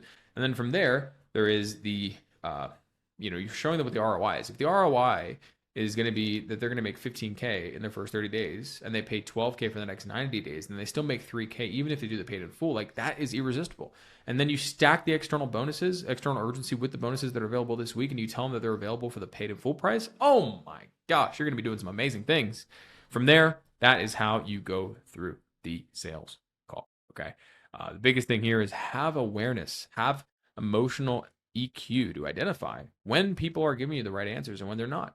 Or when people are really, really sold on these temp checks, like, are you actually like getting good answers, or are they kind of just like, yeah, I could see myself doing it, versus, yeah, no, I could definitely do that. Okay. You can also do other trial commitments. Like let's say pillar number 2 or pillar number 3 is like, we're actually going to get on a call with you once a week to shoot videos with you. Okay. And you break that, pillar down for them. One way to get a trial commitment would be, and obviously some of our clients, they get super busy. Just want to make sure on my end, like if we were to move forward, like you can commit to the call once a week. Yes. Okay. Now they're already selling themselves on how they're committing to when they're signed up with your program. So different things like that. Again, one of the best things about this sales call framework is that it's easy, it's duplicatable, and it's simple. You do not need to overcomplicate this. You want to go through the questions. You want to ask the right questions at the right time. You want to go through and prevent as many objections as possible. You want to build that logical certainty and the ROI. You're going to show them bonuses that are available this week if they move forward, and you're going to give them an irresistible for the price. And then you're going to ask for the sale. Okay. Now, this is not going to be like, I'm going to tell you right now, this isn't going to prevent all the objections in the world. You're not going to get 100% of people that are just like, yep, cool, I'm ready to go. Like maybe 2 out of 15, 20 people might do that. But for the majority of people that, actually are going to give you an objection, which is okay, it's to be expected. People can give you objections. It's okay. If you're nervous, then that just means we have a skill set issue, which we'll cover now. But just remember that this is going to prevent a lot of the objections. All right. And so with that in mind, we're going to get to the objection handling training here down below in a moment, but this is the video on the sales process.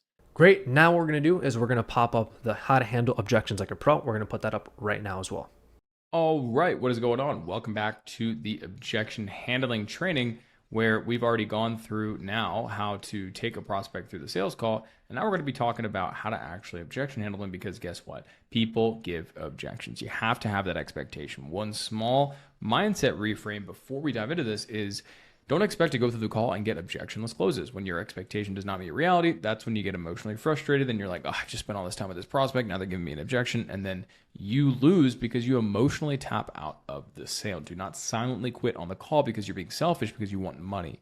Be really detached, lean out, lean back, and just follow the process. Because the only reason why you're not closing more calls after getting objections is simply because of a skill set issue. And that's why we're here. So give yourself a pat on the back, give yourself some grace, and we're going to get this all handled. So when it comes down to objection handling, we can typically bucket objections into logistical objections, fear objections, and smoke screens. Now, a smoke screen, this one is the hardest one because, to be quite frank, like a smoke screen is basically when the prospect is too nice to say no to your face and they're just making stuff up and it's not making any sense at all.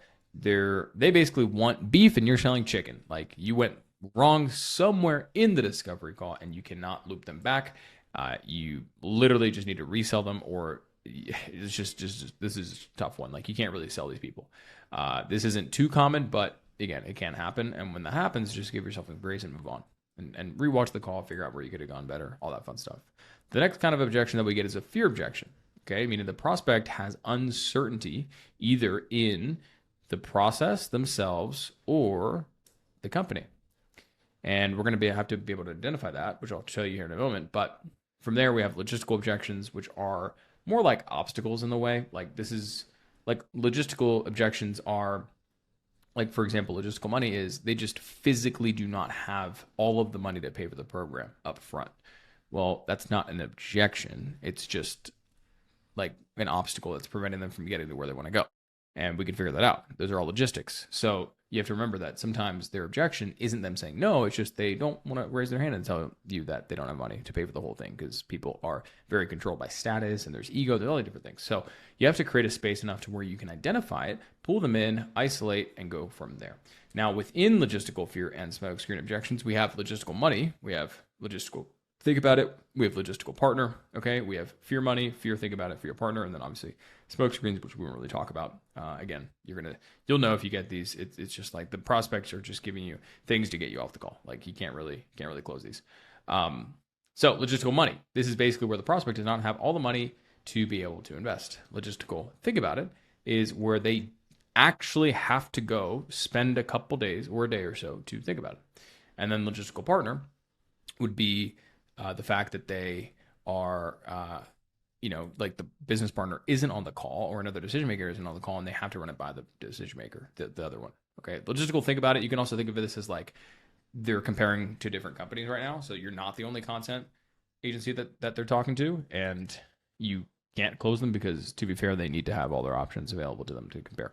Okay. Then we have fear. So fear money, meaning they feel like they don't know if they're going to make their ROI back. Fear think about it, where they actually don't have enough certainty in the process or themselves to do it, and there's some kind of uncertainty there. And then fear partner, where they actually they have uncertainty themselves. They have a partner. They're trying to place the decision of whether or not they should invest, and the weight of the decision, the responsibility of the decision on the partner that's not on the call, okay, because they're scared, and you have to be able to identify that. So what we're going to do is talk about how to identify these objections, more importantly, how to go through different questions to get them to really open up to you. For example, whenever a prospect says, yeah, we just need to take some time to think about it. It's just a lot of money, and I got to run it by the partner. We'll get back to you. You're like, oh my gosh, what do I do now? Well, no fear. Don't worry. That was a money, logistical, think about it, and logistical partner. Maybe even a little bit of like a fear, think about it, right? A lot of money, need to think about it and talk to the partner.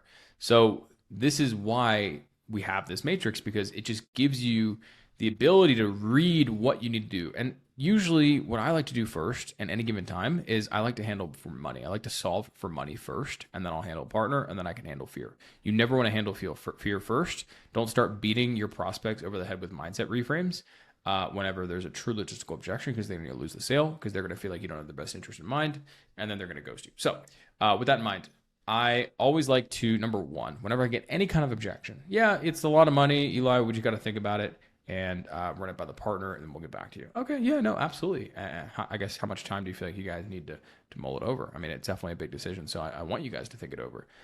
Maybe like a couple days, 2 weeks, a decade, they're going to laugh a little bit. Yeah, no, I mean, just a couple days. Okay, gotcha. Well, let's go in and book something in, just because, my assistant keeps me busy nowadays, and I just want to make sure I have the time set aside for you. Cool, book it in, great. And I didn't even ask you here, John, but as far as just what we covered here today, do you absolutely love the process? Like, is this a heck yes for you? You can see how it could revolutionize the game for you, or where are you kind of at? And let them tell you where they're at. You're looking for certainty, okay? Because you can't handle any objections if they're just not certain on the pitch and the process. So they say, yeah, no, I definitely can see how this is useful and beneficial for our company. Gotcha. Well, what specifically do you feel like, about the process is going to allow you guys to get to XYZ goal? Like, what makes it a 10 out of 10 for you? And ask that question because you want to get a double tie down. So where are we at so far? We agreed. Okay. Then we are trying to now isolate. And from here, we're going to reframe and re-ask for the sale. But we always have to gain clarity first. And after we've gained clarity, let's say they're like, yeah, no, like I love this. I definitely want to do it. Like I said, just really want to take the time to think about it, make sure the money makes sense, and go from there. Okay, cool. So money came up again. What I might do is solve for money first. And I'll be like, okay, awesome. So what I'm hearing is this isn't really like a, should I do this or should I not do this kind of thing. This is like, how can I make the money work to be able to do it sort of thing. Is that right? Right. Okay. Now you can handle for money. Okay. And what I would do is I would say, listen, with all of our clients, we don't win as a business when we put them in a bad spot financially, but at the same time, we don't want to limit your access to the resources that you need to scale. So with that in mind, because our payments are super custom, I don't really have a payment plan sitting in front of me right now. What we typically do is look at what each client has available in terms of their financial availability and then create a custom plan for them. And, we could go through this plan and realize halfway through that it might not be in the budget, but at least you'll have a number to work towards in the future. Sound good? Sound good. Great. So you're doing about XYZ in monthly revenue. How much of that is profit each month? What do you expect to do this month? Where are you at for the month? And how much cash on hand or cash in the bank do you have? And then what you're going to do is come up with the custom plan off the top of your head, because you have a lot more leverage in the negotiation because they told you how much money they have. Okay. You didn't just immediately start negotiating down, because now from here, let's say it's a 12K PIF and they have 8K and they wanted to pay for it in full. What you can do is well, why don't we do 7K down today and then, 5K down next month? And now you collected more cash when you might have gone for a split pay or a monthly and then lost out on some of that cash.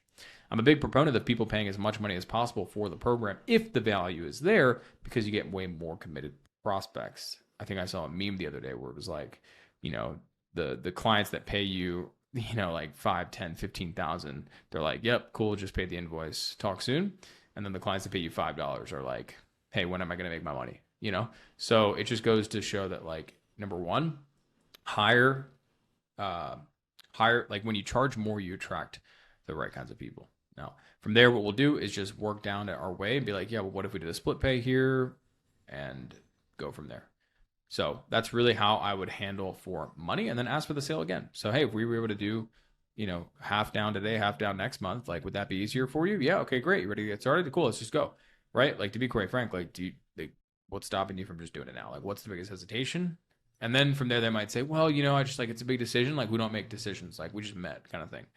Okay, gotcha. So that's more of a fear thing about it, because if they really had 100% certainty that this was the thing that was going to make them go viral, be famous, and be seen as a thought leader in their community, in their business, in their niche, and in their industry, would they hesitate? If they knew that it was going to make them $1 million, would they hesitate? No, they wouldn't hesitate at all. So that's how you know you're dealing with a fear thing about it. But you've handled for money first. Okay, you've handled all logisticals first, and now you're handling fear. Think about it, which is where we would go into a reframe.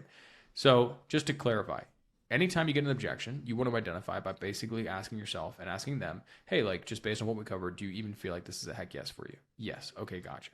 And what specifically makes you feel like it's a 10 out of 10? Like, how are you feeling? Okay, got it. And then, just to clarify here, like, this isn't a, I don't know if I should do this kind of thing. This is more of a, how can I make it work kind of thing, right? Yes. Okay, cool. So, and then what if you had a duffel bag full of cash right now and it was sitting in front of you, like, would you do it? Yeah. Okay, great. Well, like, then it might be the money, and then you handle for money. Right? If they're like, yeah, well, no, we'd still have to think about it, then you have fear. Or, yeah, I still have to run it by the partner. Okay, we're dealing with something else. So we handle for money. We follow the script. We bring up payment plans. We walk them through everything, and then they might still not want to commit. From there, we can go to partner objections if that was the second one they gave us. And we'd be like, yeah, no, absolutely, totally get they want to talk to the partner. No worries at all. I guess, is there anything, like, did your partner know you were out here looking at potential options and potential ways to get set up on content for your social media? Yes. Okay, gotcha. And you know them better than I do. So, I mean, this might be a bit of a silly question, but what do you feel like they would absolutely be so opposed to, just off of what we covered here today? And just let them tell you what the prospect's partner might be opposed to, because that's when the real objection will probably come out. From there, you ask, and I guess this might be like, I don't want to be the bearer of bad news, but what happens if you go back to your partner and they say no to you getting into the right systems, processes, and and the right program to be able to get to XYZ goal? Like, what happens then? They either say partner is not on board, but will still proceed, meaning they're like, well, if they're not on board, I'm still going to do it. Or the partner is not on board and they will not proceed. Okay. If that's the case, then I usually go to book a follow-up call, where I basically say, okay, listen, when we hop off here today, I'm sure there's going to be some questions that come up. Just go ahead and write them down. And even when you talk to your partner, there might be things that you just maybe didn't think to ask me here today, which is totally fine. Go ahead and write those questions down. Bring them to the call for our touch base Q&A call Friday at 4 p.m. No need to make a decision. We'll just go over those questions and see what the next best steps are for both of us from there. Sound good? Sound great. And, selfishly, John, if you do decide to go with another company, or let's say you do have the chat with your wife and you guys' wife, do it. Still show up for that call, brother, just because selfishly, I want to see you win, and I can even give you some additional resources, free value, or golden nuggets that you can use to implement or views today. Sound fair? Great. See you then. Boom. And then you book the touch base call. That is a filthy way to book touch base calls to get a higher % show rate, because, again, you can't close them if they don't show up. So you need them on a follow-up call. So I would book that. Now, the partner is not on board, but they're still going to proceed. Now we're dealing with some kind of fear objection. There's a couple different ways to handle fear. Now, you could be dealing with, like, yeah, I just don't know if I can see myself making the money back, because the views seem a bit like that could be a real objection. They're like, I don't know if the views are going to translate to cash. You really have to have broken down the ROI for them, and you have to make sure it's like on a Google Doc, they can see it. You're not just throwing up stats and numbers and getting so complicated with math and conversions that they have no idea what you're talking about, like you're speaking Chinese to them. You have to make sure they understand the ROI. And if they're saying that, they still want to think about it after you've solved for money and after you solved for partner, let's say the partner is not on board, but they're still going to do it anyway, then from there, it's like, well, what are we really dealing with? It's uncertainty, right? That's like, by process of elimination, we can get to the conclusion that it's now uncertainty. And so with that in mind, I like to just break it down into 3 simple questions. Listen, Mr. Business Owner, usually when I, get to the end of a conversation like this, and, we're walking through the very end, and, I get an objection like this, it usually comes down to the 3 M's, either the money, the machine, or the mechanism. And so, the money, the machine, or me. I completely blanked there. The money, the machine, or me. Now, obviously, we worked out a payment plan for you. It seems like that's a heck yes. So it's not the money. And then you told me, like, you can absolutely see yourself doing this and getting to where you want to go. So it's not the machine or the mechanism. I guess, is it just like me? And then the prospect will say, no. I mean, you've been great. You know what I mean? But, like, it would help if we maybe saw more reviews. Oh, okay. So it's a trust thing. Gotcha. Then you're going to handle it from there. Or they might say, no, it's not you at all. Like, we just don't know if we're going to be able to, like, make this decision because of the fact that we have other companies that we're looking at. Okay, again, totally different thing. Now, how do we handle that? We've got to book the next call. So your job is to really just go through and get as much clarity as possible on where you're losing the certainty throughout the process so that you make sure that you have 100% certainty by the end of this part. Because once you do, if you've buttoned everything up, you've buttoned up money, you've buttoned up partner, now you can reframe and be like, okay, listen, well, how about this? I like, do you feel like, because here's the thing that I see a lot of business owners struggle with, they sometimes get stuck making decisions based on like a current perspective that they have. They don't really make decisions based off like the perspective that they want to have. So what I mean by that is, like let's say $10,000, like we can both think like, yeah, it's a lot of money, but technically if you're paying $10,000 for a Louis Vuitton bag, like it's in regards to the kind of value you're going to get back. Like, yeah, it doesn't really make a ton of sense, but if you're paying $10,000 for a Honda Civic, a used Honda Civic, and you can go Uber every single day, and you can go DoorDash every day, and you can make your money back, if not more, maybe make up to 6 figures a year from that asset. Like, would it be would you hesitate to make that decision to buy the Honda Civic? No, because there's value in that. And so what I'm thinking here is like, when it comes down to it, as a business owner, we have to step into the driver's seat and we have to play on the offense. And we can't wait for decisions to just take us by. One of the things that Napoleon Hill talks about in the Think We Were Rich book that I've read is, decisiveness, definiteness of decision making. And so you have to be really good at making decisions if you want to be a successful business owner. He talks about how Napoleon Hill, when he was talking to Carnegie, was basically like Carnegie offered, hey, like I'll take care of your expenses, I'll take care of you for the next 30 years. All you have to do is say yes to going all in on writing this book and interviewing the people that I'm going to connect you with. And Napoleon Hill waited 30 seconds and then said yes.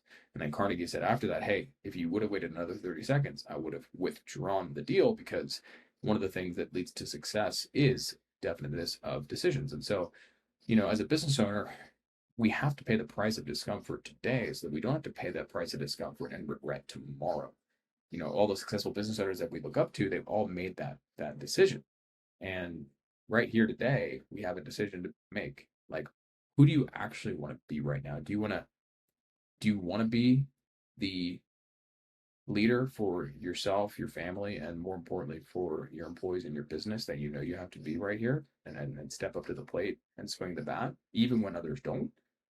Or do you want to just kind of stay where you're at now and never really make decisions to push past that comfort zone? Like, what do you want to do? Who do you want to be?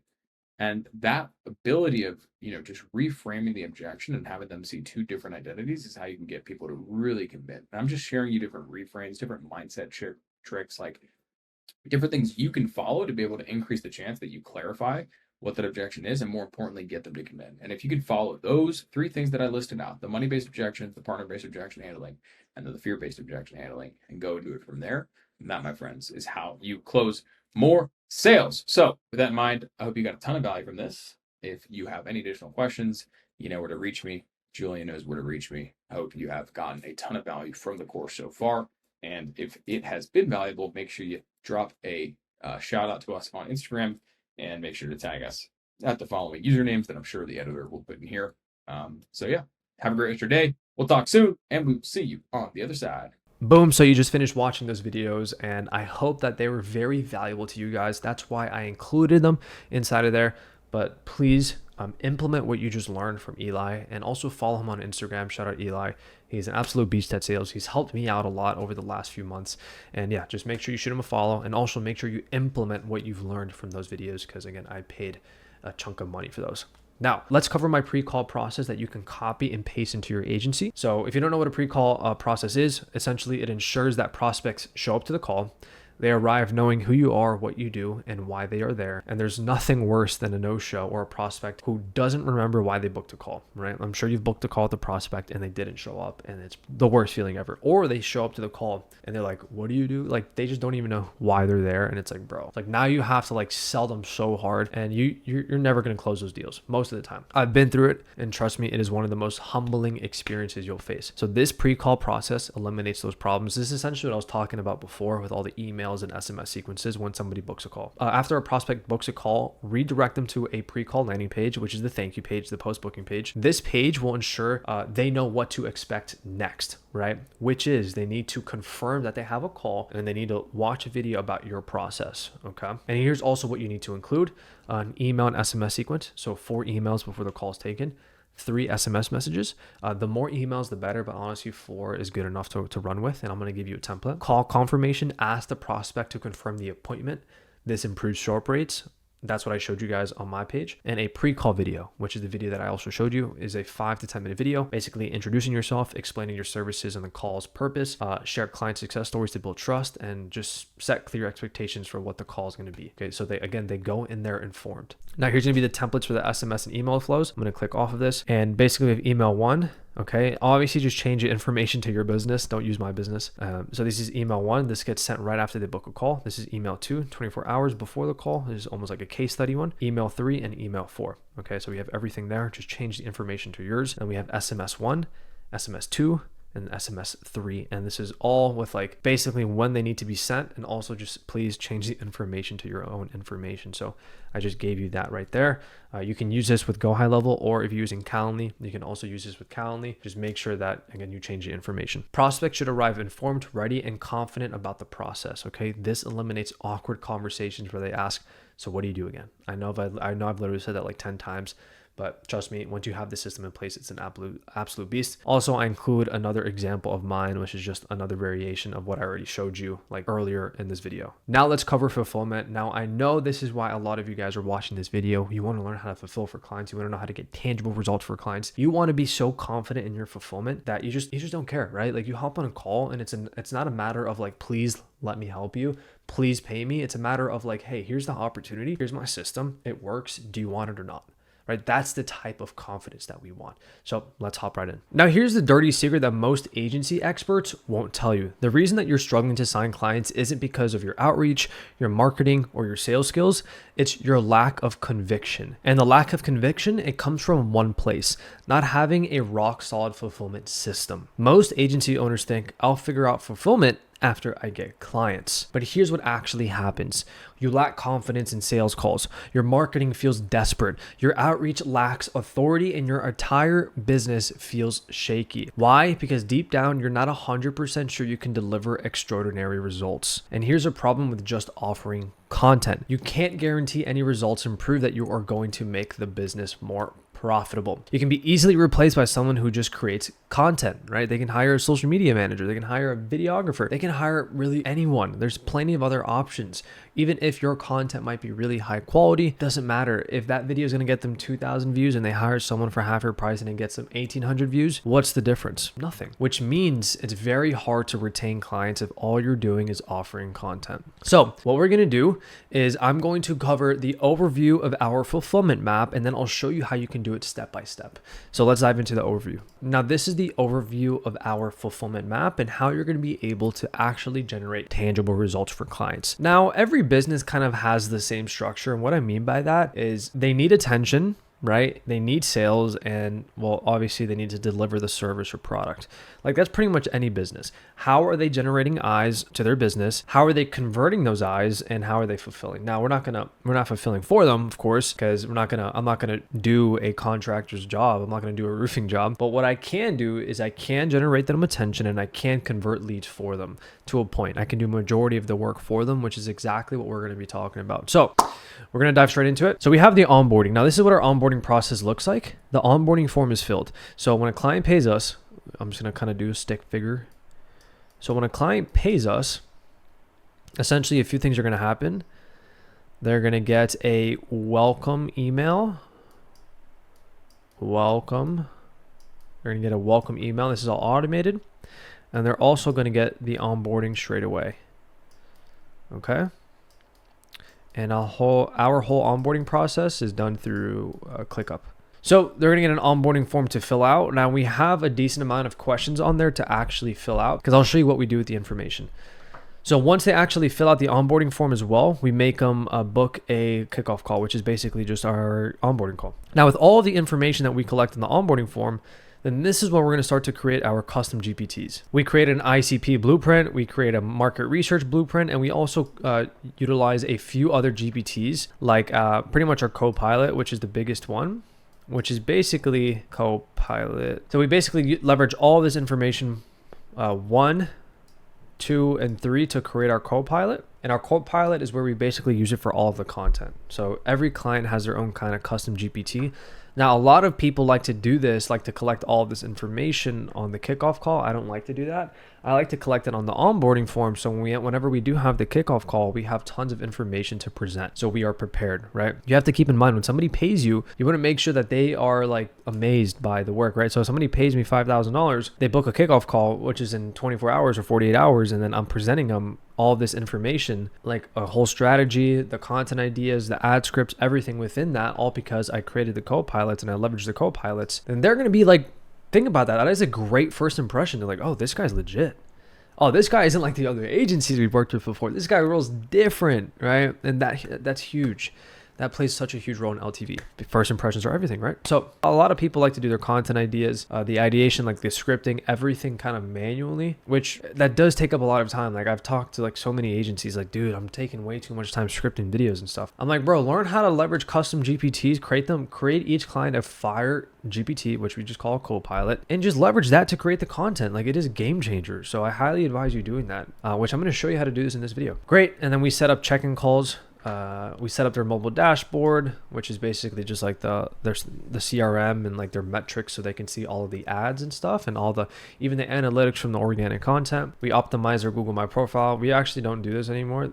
Sometimes we will. It's just because we have this super automated. Part of our sales process was like, hey, as a bonus, if you sign up within 24 hours, we'll also do this for Google, right? Same with this setup of reviews. That was another thing. And this we actually don't do anymore. We might start bringing this back, basically an AI system. And okay, so I'm going to show you what happens when the actual call happens. So the onboarding call is going to happen right here. Onboarding call is going to happen right here. And we are going to set up check-in calls for them, which might be like bi-weekly or once a month. We're going to present the content ideas. Okay, so content ideas. We're going to make sure that we get them on Slack and kind of walk them through the whole process of like Google Drive and Slack, so they know exactly where everything goes, because we use Slack for communication. And we are also going to plan and schedule a content shoot. Okay, plan and schedule a content shoot, and we're also going to add them to the dashboard and kind of show them through that. Again, this we usually don't, we're not really doing right now. Something we experimented with. And yeah, so this is what we're doing. Again, on the actual onboarding call, we're going to set up check-in calls. We're going to add them into Slack and make sure they're integrated into Slack. And I know a lot of people always ask me, it's like, oh, well, what if my clients don't want to communicate on Slack? This is what I say to my clients. I'm like, hey, listen, if you want the best support, like everything, like top notch, like our team is always on Slack. I can't guarantee that you're going to get a quick response on email, text message. I can't guarantee that, but what I can guarantee is that you will get a response on Slack. Now it's up to you. We could do email, but again, the support won't be as good, or we can do Slack. Typically they'll always do Slack because like, listen, they have to respect that. Now, if they really don't want to, just do email, no problem, right? Or maybe even like WhatsApp or something, but get them on Slack. And yeah, and we also make sure to sign, well, actually I forgot to add this step here is pay and then sign contract, or contract and pay. So just go contract, pay, and then boom. And that is the onboarding process. And then we plan and schedule the content shoot on the onboarding call as well. And then on the content shoot, we're basically just shooting the content.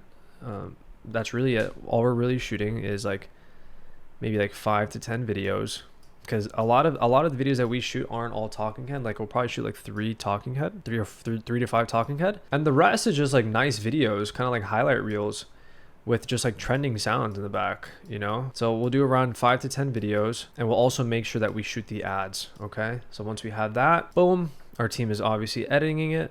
Great. And then we have the organic content. We also have the paid ads. Okay, great. So this is the attention side of things. So now we have the attention side, which is the content shoot, the ideation, etc. And then we have organic content ready to go and paid ads ready to go. Okay, great. And this is all being done like as quickly as possible.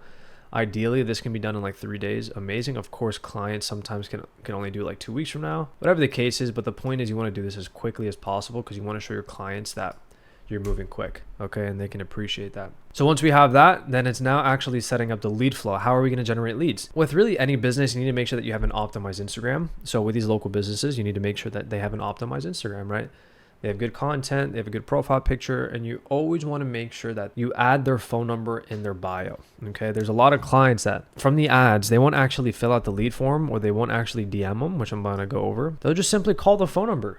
Right? It doesn't matter if they're getting business or getting business, then that's what's important. So optimize their Instagram, make sure you post the content, and then we're running paid ads. Now there's two forms to run paid ads. My preferably is lead forms, and you can also do some DMs. Now I know some people actually do profile visits for these local businesses. You could do that, but the thing is, the more control that you can have, the better results they're going to get.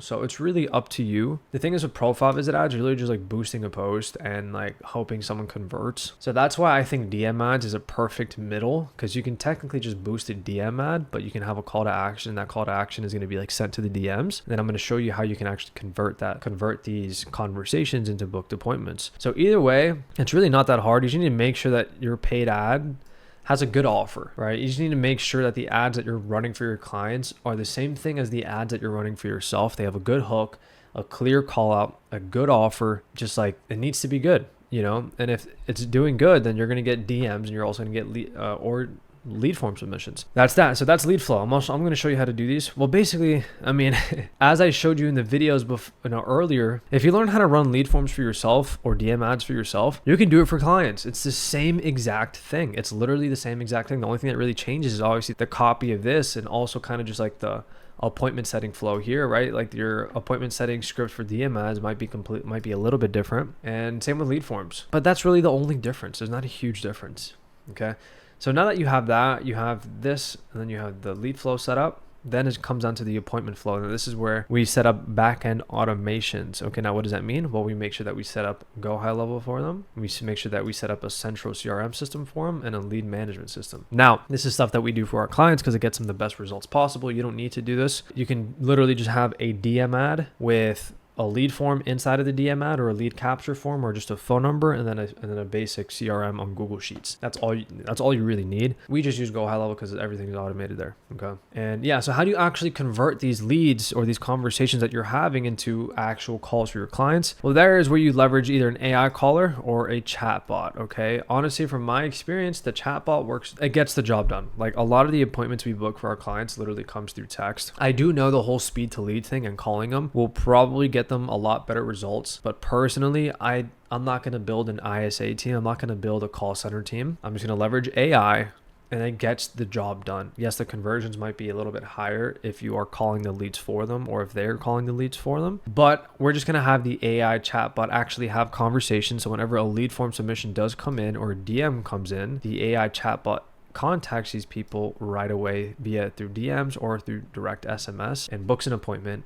Or just notifies the actual client that, hey, talk to this person, right? Which again, that's all the whole lead management system, SMS, backend automations. Now, if you are using a call center and they didn't answer, we put them through a sequence or a DM sequence. But again, we really don't use the AI caller. They are really good and they are getting so much better, but honestly, we just do AI chatbot and follow a sequence that we train it to.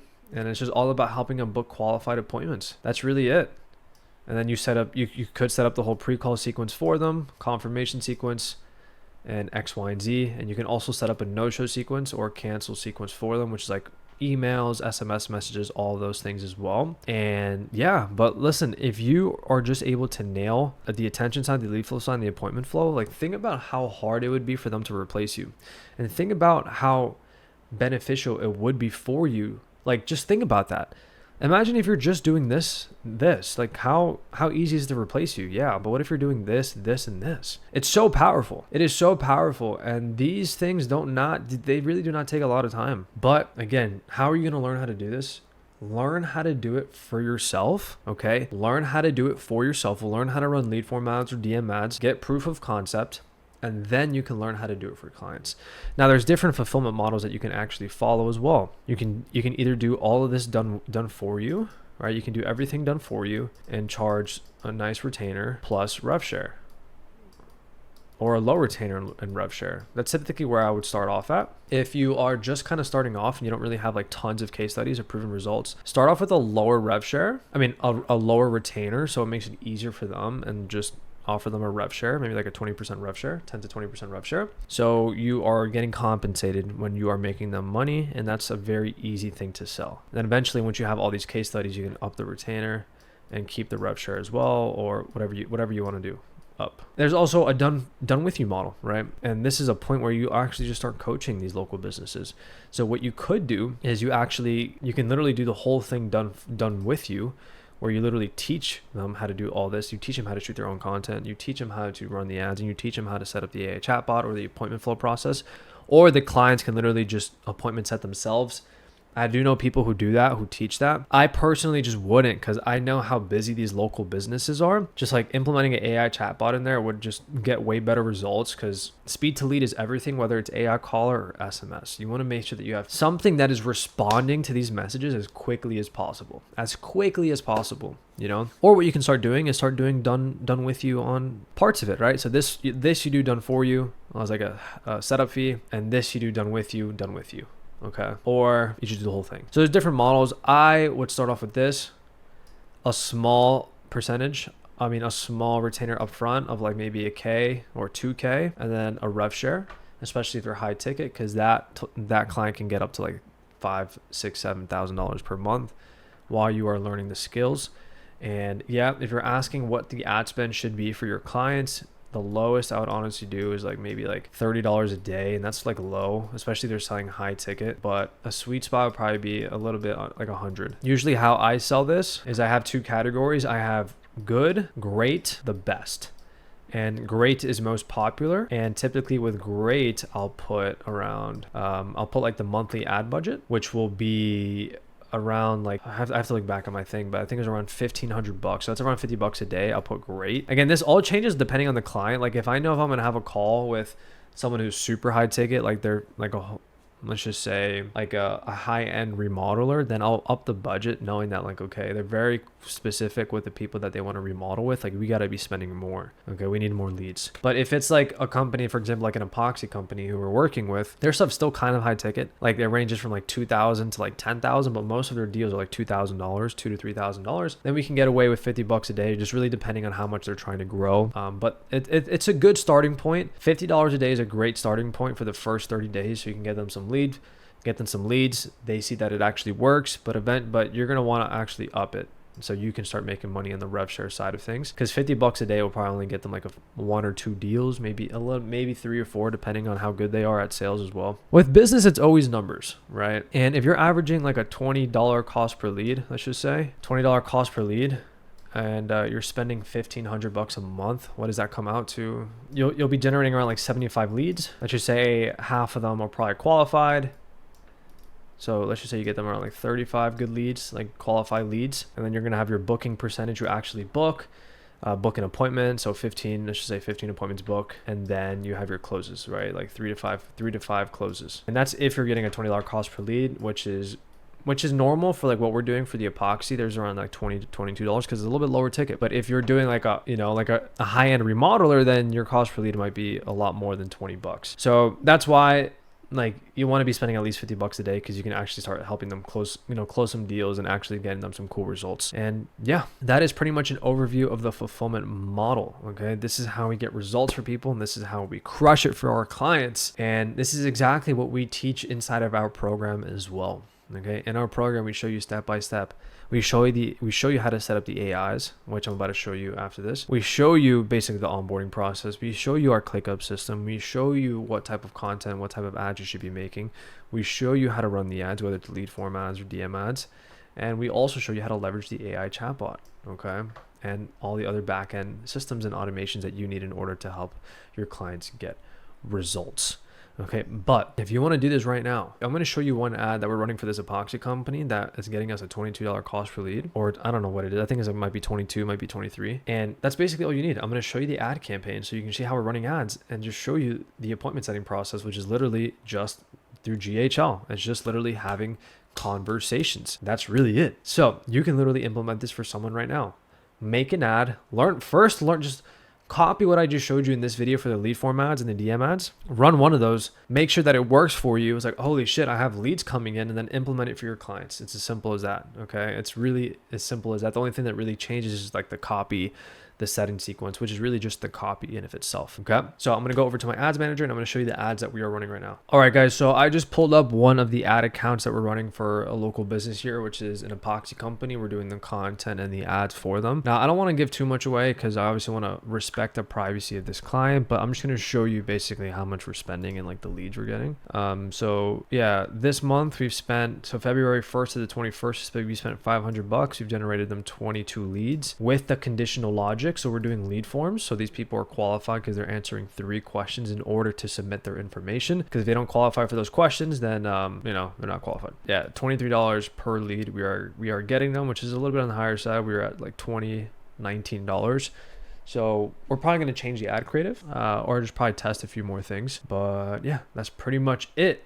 So let me show you the actual ad creative. Let me just show you kind of everything. We're just running a normal campaign, running instant forms, $35 a day, which we're going to get them hopefully up even more. And we are doing just Boca Raton targeting. Okay. We were actually running zip codes before this. So we were literally just running zip codes, which we're honestly performing really good. So we're going to start testing that. The thing is, we just need more budget to actually test that, to actually compare them, because there's specific neighborhoods that have like, you know, very high income neighborhoods, specific zip codes, I should say. There's specific zip codes that have high income neighborhoods. So we target those. The only problem is like the audience size gets really like, it shrinks. So we might A/B split it. That's really it. We're doing automatic placements, and this is the ad creative. We're just running a lead form. This is the copy. Boca Raton homeowners, again, clear call out. Transform your garage floors with epoxy today. We guarantee one day turnaround, 15-year guarantee. We're rated 5 stars on Google. We are offering free estimates. Very simple. Okay, and this is the ad.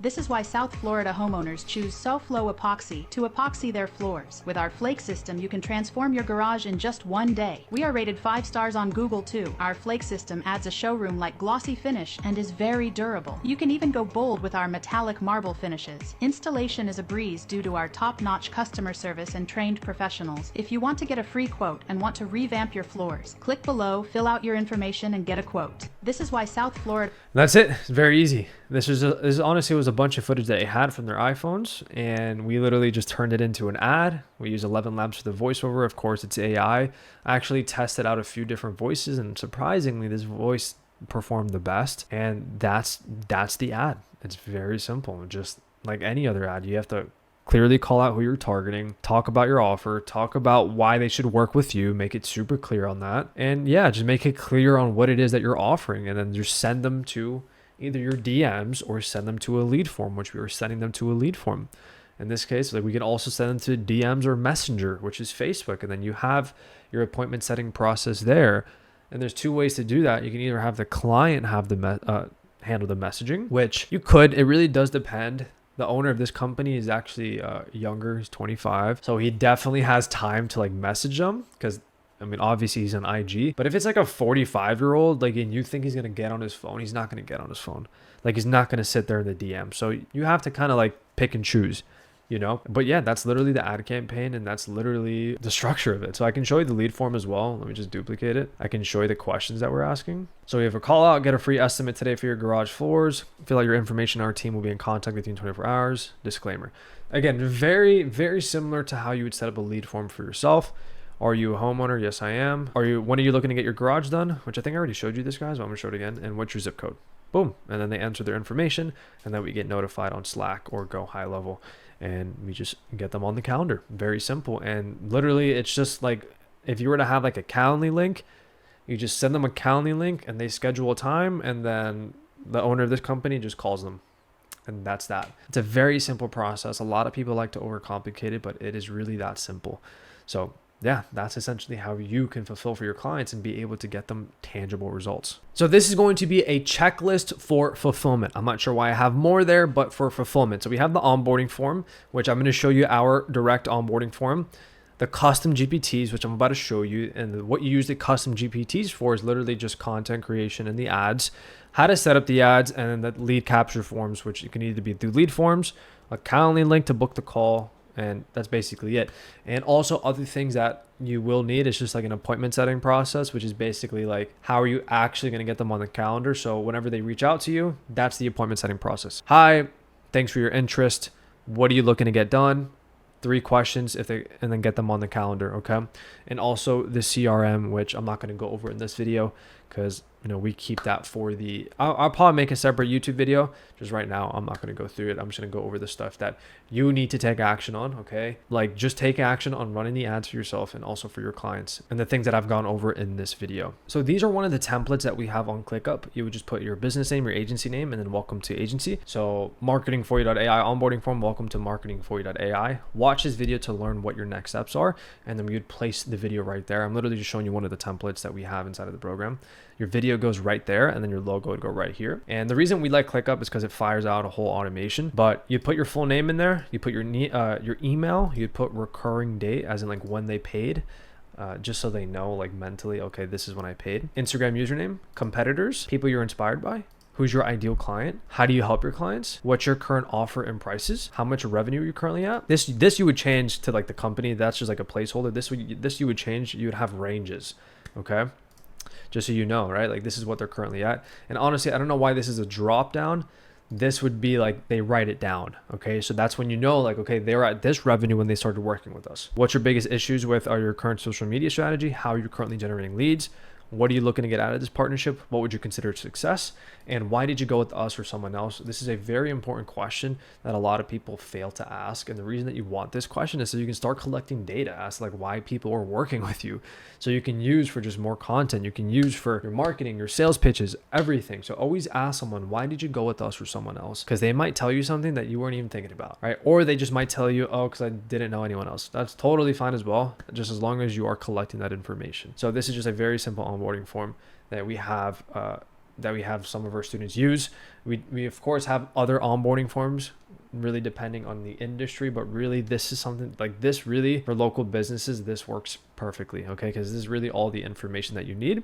And then once we have all this information, this is how we build the custom GPTs, which is going to be in the next video. So we gather all this information and then we build the custom GPTs, which is what I'm going to go over right now. Alrighty, so let's dive in. This is going to be a super raw video. So honestly, I don't really have like a whole kind of breakdown or a flow of how this is going to go. I'm just going to kind of build this throughout the video and just kind of follow me, right? Just pretty much do all of the steps. But like I was saying, this is going to be a whole breakdown and a whole SOP of how you can implement it yourself. So to start off with, there's going to be 3 things that you're going to need, tools that I like to use.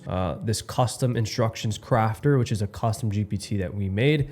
Super Whisper, like that Super Whisper is an absolute cheat code when it comes down to just productivity, workflow. I'll show you exactly what that is. And there's also this ICP analysis custom GPT as well that we created. If you don't know what that is, don't worry about it. I'll show you exactly how to use it. So yeah, let's dive in. So when creating your custom GPT, there's 3 things that you need to understand when creating any AI or really any custom GPT that people fail to do. And essentially that's why you get just very basic scripts, very basic content ideation. And it's not because you're using, or it's not because you're giving the AI the information that it needs. Okay, so there's 3 things that we need to feed the AI in order for it to be an absolute monster. Fundamental knowledge, dynamic inputs, and use case context. So what is the fundamental knowledge? Well, essentially the fundamental knowledge is like just kind of the brains of it. It's just like the understanding. I think a really good example of this would be like a surgeon. So what is the fundamental knowledge of a surgeon? Well, it's all of their years and years and years of just going to medical school, like understanding the basics, understanding anatomy, understanding science, just understanding the medical field. Same thing with a lawyer. What is the fundamental knowledge of a lawyer? It's the legal knowledge, right? It's everything that they learned in law school, just everything. So when creating a custom GPT, we need to be able to feed it all of the knowledge that GPT needs in order to essentially be smart. I guess like that is the most simplest way to put it. So for example, I'm going to give you 4 books that essentially you are going to feed the custom GPT in order for it to be an expert at marketing, script writing, and copywriting. Okay, so that is a perfect example. You train the AI on essential materials. Okay, you're going to feed it books, you're going to feed it courses, you're going to feed it YouTube transcripts even. You're going to feed it everything that you possibly can to make sure it is an expert in your specific field. For example, if I was trying to create a custom GPT again on like a lawyer one, because I wanted like a GPT to help me out with some legal issues or whatever the case is, then I'm going to feed it the fundamental knowledge of just, again, everything a lawyer would need to do. So I would literally download all these massive books on just law school, whatever the case is, being a lawyer for a dummy, like all of those books, and I'm going to feed it into it so it has the fundamental knowledge of being a lawyer. And the more information you feed it, the better. You see, the thing is, whenever you're just using like a basic AI or a basic ChatGPT, like that is created for everyone, right? That's why sometimes it's free if you have the free version, or the other version, which is $20 per month. And I think the other one is like $200 per month. That is created for everyone. So it just has fundamental knowledge on just pretty much everything. It's not really an expert in one specific area. So that's why when creating our GPT, we need to make sure that it is an expert in one specific area. The second thing is dynamic inputs. Okay. So what is dynamic inputs? Well, essentially this is where you feed it a lot more specific information on your specific criteria. Okay. So what's the difference between fundamental knowledge and dynamic inputs? Well, fundamental knowledge, again, is just like the fundamentals of marketing, copywriting, scripting, advertising, all of those things. But dynamic inputs is feeding knowledge on your niche, your industry, your ICP. So you're giving it a lot more context on essentially who you are trying to target. A perfect example of this, again, going back to the surgeon. So we have the medical knowledge, right? The fundamental knowledge. The dynamic input would be the specific patient case and the medical history of that customer or that patient. Same thing with a lawyer. The lawyer would be the client case history. Essentially, what is the case that they need to fight for? What are the details of that case? Because without the dynamic input, and you just have the fundamental knowledge, right? You need to be able to feed it the fundamental knowledge and then give it the specific use case. And then the last one, we have use case context. Now, this is essentially you telling the AI the exact tasks that it needs to perform. So again, if we look at this chart, we have dynamic input, fundamental knowledge, and use case context. Once you have all three of those, and that is when the AI is going to be able to produce absolutely amazing results. Looking back at the surgeon, and I'm always going to go back to this because it's such a great example and it's really easy for you guys to understand. So you have the medical knowledge, the fundamental knowledge, you have the dynamic input, which is the patient case and the medical history of that patient. And then you have the specific scenario on when that surgeon needs to actually perform the surgery on the patient. So this surgery will happen at 3 o'clock at 10 a.m. on January 15th. So once you have all three of those things, and that's when the actual surgeon is going to be able to perform the task that they are essentially an expert at. Same thing with the lawyer. You have the client case history, the legal knowledge, and then the actual use case. So the court hearing will be on January 10th at the city court. Because here's the thing, if a surgeon or a lawyer, either one of them, if they were missing one of these, then they wouldn't be able to actually perform the task. They wouldn't be able to actually get the output. You see, that's why you need all three. And once you're able to master all three of those to be able to build your custom GPT, then that is when it gets scary, right? That's when these AIs are literally going to be able to replace people's jobs. Because that's all it is. You give them the dynamic input, feed it the knowledge, and tell it specifically how to use that knowledge or where it needs to go. Because if you're a surgeon and nobody told you that you need to go to door number 3 in order to perform the surgery, and you had no history on what that surgery was, then all of the fundamental knowledge that you have would literally go to waste. Like there's nothing that you can actually do with that fundamental knowledge. So that's why you need the other two. But also goes the same, right? If you know exactly the medical history and you know what door and what time the surgery is going to be at, but you don't have the actual medical knowledge on how to perform the actual surgery, then you can't get the output either. You're probably going to kill the person. Once you master those three, you're going to be able to build crazy GPTs that you can just leverage to be able to get, one, such a massive output on your side, but even if you're giving this to your clients, you're using this for your clients, it's just maximum leverage. So pretty much what this whole video is going to be about is how to construct all three of these. And again, I'm going to give you all the resources that you need to be able to create your own surgeon, your own lawyer, and for it to be able to spit out just crazy results. Alrighty, so the first thing that we are going to do is we are going to develop the knowledge base. And again, what I'm going to do for this is just feed it 4 of the top books when it comes down to just marketing, advertising, copywriting, pretty much like my 4 favorite books. Now, of course, you can feed it a lot more, but I'm just going to feed it 4. So if you click this Google Drive, you are going to see all of the PDFs that you need. I have Hook Point by Brendan Kane.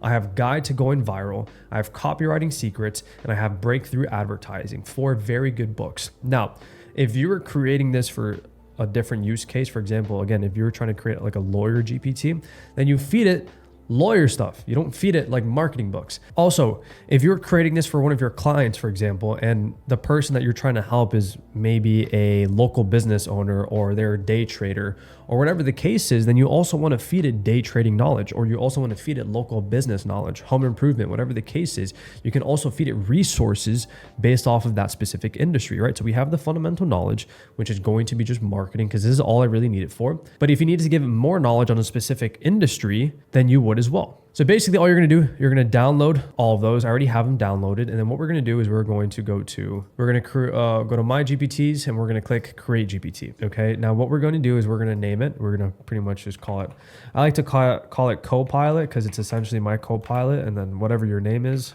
Copilot Julian, instructions. We're going to work on the instructions in a little bit, but right now we're just going to feed it the fundamental knowledge. Okay. So we're going to feed it the books. We're going to feed it these 4 books. Boom. So we are going to upload those. While those are uploading as well, what you can also do is you can go on YouTube. And again, if you're in the day trading niche, you would just search up day trading and you would find like a really good video on just straight up day trading. For example, like this one has 600,000 views. It has 2-hour-long video. So what you can do is you can literally just click this. By the end of this video, you can pull the transcript of this video by just going on a website called like youtubetranscript.com, I think it's called. And then you can essentially get all of the transcript. You can upload it to Google Docs. You can download the PDF, and you can also feed this information into the custom GPT. Again, you want to, if you need it to be an expert in a specific industry, then that's what you're going to have to do. If you also want it to be more specific on how to grow on Instagram, whatever the case is, then like you would just go to, for example, Devin Dasho. I know he has a pretty good video on just like growing on Instagram, just feeding it like right here, get 10,000 followers. I would just pull the transcript of his video and upload it to the GPT as well, or whatever other videos that you want, right? If you just go on personal branding and, Mr. Ty Lopez, knowledge, then you would feed it Mr. Ty Lopez. You would feed it whatever you want to make it an absolute monster. You would feed it, okay? You can always use my boy here. I don't even know his name. I always see him though. Feed it information. You can use Gary Vee, Mr. Hormozi, Dan Coe, Russell Brunson, whatever the information is, pull the transcripts, download it as a PDF and feed it into the GPT. Beautiful. So now that we've done that, now what we're going to do is we're also going to feed it information on our ICP. Okay, which is essentially like, this is the use case context. Okay, again, going back to the lawyer example, we've just fed it all of the legal knowledge, but now we need to give it the client case history. So now I'm going to give it information on me, who my customers are, who I'm trying to target, etc., etc. So the tools that I like to use for this is Super Whisper. Okay, now let me see. I'm going to go back here. We're going to go back to this AI. We're going to use this ICP analysis GPT. I'm just going to refresh my page. And then what essentially Super Whisper is you talk to it, it pretty much develops a transcript and you can copy and paste. Like it is a cheat code. Let me show you exactly how it works. And it's free. You just click start recording. There it is. So I'm going to give you a whole breakdown of who my customer is and who my ICP is. So my ICP are creative content media agencies and also online coaches who are looking to grow their business by utilizing attraction-based marketing, by utilizing content ads to generate inbound leads. Problems that my ICP deal with is an empty calendar, dealing with unqualified leads, not closing enough deals, not having a predictable acquisition system, and just not having a proven or consistent content system that's going to allow them just to be able to get results. And what their goals are is to have a packed sales calendar, is to have more predictability inside of their business, to grow their personal brand so they become an authority, and overall just have more consistency inside of their business so they aren't always stressing out. I'm going to click stop. Now, this is a very short ICP analysis. Like basically what you want to do is you basically want to fill out an onboarding form with like tons of information, because obviously the more information you develop that you're able to give to this GPT, the better. But again, like what I just did, it's Super Whisper. I talk to it and then I just copy and paste it. It is honestly a cheat code, but I'm going to put that into the ICP. Yeah, you see, so it says it lacks the depth. I'm just going to tell it just use what I gave you. So obviously this ICP analysis isn't going to be like goated, but as you can see, it needs more information. So just make sure you actually give it a lot of information on your offer, your ICP, your business, their pain points, like everything. Again, the better and the more that you're able to provide this GPT, there's just the better it's going to perform. So now that it's done, you can see all of the information that this GPT literally brought out or just developed based off of the little information that I gave. And this is absolutely amazing because it gives you such a full breakdown of your offer, your ICP, who you're trying to target, all of these things. Because again, like this is essentially the patient medical history that the doctor is going to be able to look at to be able to diagnose or just be able to understand the patient, right? So what we're going to do, we're going to copy this. We're going to go on to just Google Drive. We're just going to make a quick Google Doc. We're going to paste this. We're going to call it ICP Analysis Blueprint, and then we're going to go File, Download, and download the PDF. Make sure it downloaded. There you go. Then we're going to go back to this AI, and we're also going to feed it our ICP Analysis Blueprint. Amazing. So right now we fed it all the fundamental knowledge that we needed to. Also, if you really wanted to, you can literally pull transcripts of like super viral videos inside of your industry. It doesn't even have to be inside of your industry, but just viral videos of other people that you've seen on Instagram, and you can create a super long PDF doc. Again, that you can just feed it as just more fundamental knowledge for your GPT. For the sake of this video, it would take too long, so I'm not going to do that. But the way that you would do that is by using this tool, which is called Snap Insta, I believe. So, and also you can use Grasp for YouTube video scripts, and you can use Snap Insta for Instagram video downloads. Downloading the video and then pulling the transcript off of those videos as well. Okay, so now that we have developed the knowledge base, now it's time to go into the actual dynamic input. Okay, so essentially we're going to tell it exactly what it needs to do, when to do it, and then how to do it.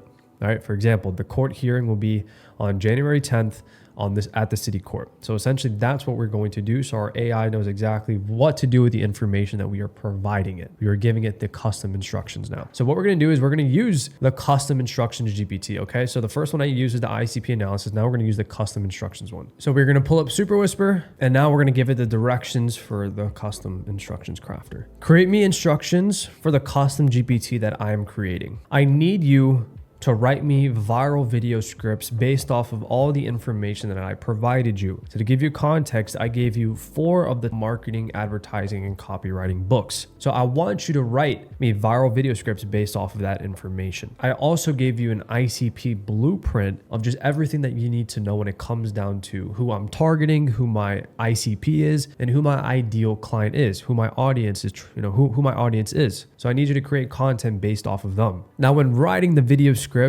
I need you to focus on creating me a super compelling hook. Now, how you're going to learn how to write a super compelling hook is with the book Hook Point by Brendan Kane, which is a book that I gave you. So make sure to digest all the information from that book and create me hooks based off of that book. The next thing I need you to do is create me a super compelling and valuable body. The way that you're going to learn that is through Copy Secrets and also How to Go Viral by Brendan Kane. Digest all that information so you can create me a super compelling body. Now, the next thing is just a CTA. Typically, all of my CTAs are just going to be follow for more. So take all that information and create me a custom instruction so I can develop my custom GPT the best way possible. So again, essentially what I did is I told it what to do or how to use the actual information. Again, this is honestly very short. I did not give it a lot of information. What I would do is I would really dive down, spend like 10 minutes to really give it the information it needs. For example, how it should write hooks. You can tell it to write hooks. You can tell it to write negative hooks. You can tell it to implement a lot of open loops inside of your scripts. You can tell it to use positive hooks. Whatever the case is, give it more information. The more information that you're able to give it and instruct it, the better it's going to perform to exactly the way you need it to perform. Again, for the sake of this video, I gave it pretty much like half of the information that I would actually give it if I sat down for like an hour and created this custom GPT. So please, when you're doing this, spend some time doing it, okay? Like even with the information I'm giving it now, it's still gonna come out like really good. But if you go and you put in that extra effort and you go above and beyond, think about it if you're training, like, I don't know, if you're raising your kid, like you wouldn't want to half-ass raising your kid. You'd want to give it all the attention and all the instructions, whatever the case is. So he or she comes out like an absolute beast. The same thing comes out with this. But again, with this information that I'm providing, is still going to come out really good. So what I'm going to do, I'm just going to click copy. So essentially what we're doing is we gave it the information it needs to be able to actually develop the scripts and how to actually use all of the knowledge that we are giving it. So again, we are giving it the instructions. So we're just going to copy that. We're going to go back to the other one and we are just going to paste it right inside of the instructions. So close that. We're going to paste it right inside of the instructions. And we're just going to delete we're just going to delete the stuff that we don't need. For example, like version 1.1, we're going to delete this, and we're also going to delete the top. Boom. Now, what you guys can also do is you can see in the custom instructions right here, add examples of like video scripts. So what you can do is you can go over these video scripts and give it your video scripts that have performed really well. Or if you don't have any videos that have performed well, download other video scripts from other people inside of your niche and essentially feed it that and tell it, hey, create custom instructions. These are examples of video scripts that have performed really well. Great. So when that is done, we're going to go back here and there's going to be a few other bits of information that we need to give it. Okay. So let's go through here, make sure that we have everything. Boom, boom, boom. Okay. What we're going to do now is we're also going to develop a tone of voice. Okay. This is very important if you want this GPT to write it the way that essentially you need it to write. So what we're going to do is we're going to, for example, I'm just going to like, this is just like a video script that I wrote actually for this video. And this isn't good enough. I'm going to go to my YouTube channel. If you don't have like a super long form video, then what I would do is I would just talk to Super Whisper and develop like a whole, like just talk to it. Essentially what we're trying to do is we want GPT to be able to talk like us. So our scripts look, the GPT knows how we speak, whatever the case is. So again, that's how you're able to have it perform better and better. So what I'm going to do, I'm going to go to, I'm going to just search up YouTube transcript. We're going to paste the URL of the YouTube video, of your own YouTube video. In this video, I'm going to show you how to, if you haven't watched this video, it is fire. So make sure to go watch it. And then what we're going to do, we're going to copy the entire transcript. And then we're going to go to, again, one of the AIs. And I'm honestly going to try to find an AI that essentially does this, because there's other custom GPTs that you can use like inside of the marketplace. Now let me try to go figure out where I can do that. Okay, so what you're going to do, we're going to go here to explore GPTs and we're going to see if we can find tone of voice, branding GPT, spelling and grammar, no, tone of voice analyzer. Boom, there you go. So we're going to use tone of voice analyzer, an analyzer. I don't know what I just said there. Analyzer. We're going to go to start chat. And what we're going to do is, okay, add in samples of your writing and have the assistant analyze your writing style and tone, linguistics and patterns to give you a detailed tone of voice report and sample paragraph to mirror. Perfect. So we're just going to give it our whole YouTube transcript. Again, if you don't have a YouTube transcript or anything long form, I'm sure you do, then just literally talk to Super Whisper for like 5-10 minutes, So I've never used this before, so I don't know how it usually is, but usually what I would do is I'll just like literally just go to a normal custom GPT or chat GPT and tell it, hey, analyze my voice and create me a tone of voice breakdown, and that's it. And then I just give it, but I'm gonna try this out. Okay, let's see what it gave us. The tone is energetic, persuasive, and conversational, characterized by an informal style with a confident and motivational undertone. The speaker uses relatable analogies. Oh, that is huge. That is huge. And the custom GPT, guys, whenever we're creating the custom instructions, like this part of it right here that we did, make sure you spend the time and make sure you train the AI and you tell the AI, hey, I need you to use relatable analogies, rhetorical questions, all of these things whenever you are writing scripts. Like, give it the breakdowns of what you want it to do. Relatable analogies is so important in writing scripts because, again, really all marketing is making sure that you're able to relate to your audience so they can resonate with it and be able to take action on the thing that you want them to take action on. And the way that you do that, the way you're able to really paint the picture of your video, whatever the case is, so you can help your audience understand, is by using relatable analogies. Everyone understands analogies, right? All right, so this is like, honestly, this isn't that good, but I'm gonna use it anyways. I'm gonna pretty much copy this. We're gonna go back to that custom instructions one if I still have it. I'm gonna refresh my page. Let's see where the custom instructions is. Is this it? Yeah, this is it. So this is the one we did. So we're just gonna say update the information with this as well. This is a tone of voice report, and we're just gonna update. Oh no, I didn't want to do that. We're gonna go here. Okay, so it's already there. All right, we're going to click edit, boom, and then we're just gonna click send. Again, the more specific you are with these things and the more that you really sit down, the better. Things that I would also do is I would provide it examples of viral videos. I would give it my tone of voice. I would give it specific hooks that have worked really well, like 10 or 20, I guess you can call samples or templates. I would give it frameworks to use to write for the body.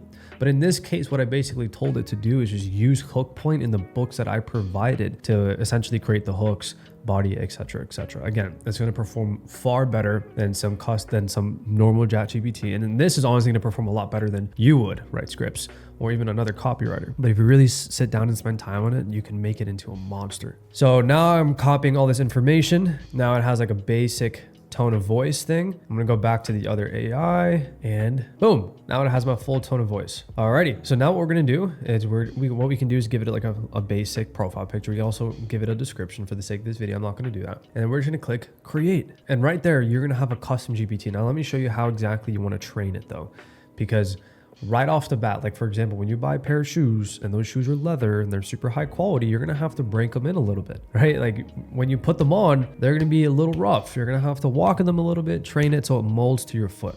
The same thing goes with this GPT. We want to make sure that we feed it, we train it the way that we want to train it. So what we're going to do is we're going to, for example, tell it to give me 10 video ideas. You see how it says searching knowledge? So it's literally searching everything that we gave it. So the 5-second trick to make your content irresistible, that's honestly not bad at all. Why your marketing is a leaky faucet and how to fix it. 3 viral formats you need to try right now. This 1-minute habit could add thousands to your business. That's fire. How I turned my weakest campaign into a money maker. Fire. The content hack you can do with just your phone. Fire. The surprising truth about why some ads fail. Why you're overthinking your content strategy. The 3-step. Okay, so what I'm going to do is I'm going to dive into each one. I'm going to dive into one of them because what you start to do is you start to train the AI. So, okay, what you will tell it is, I really like number 1, 2, 3, and 4. Make sure to focus on more hooks like that and not create hooks like number 8, 9, and 10. Update your knowledge for the future. All right.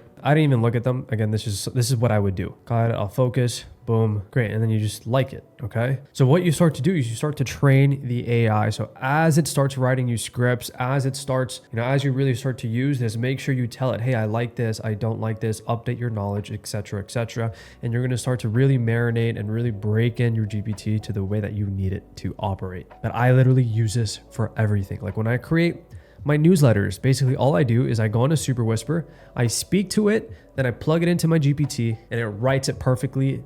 And then I just go in there, maybe change a few things, and then it's money. Like this process will literally 10x your output when it comes down to content creation. Because you now have a newsletter that's on autopilot. You can repurpose that to LinkedIn and Twitter or X. You can focus on pumping out a lot more IG content and YouTube shorts, which again, we all know the power of.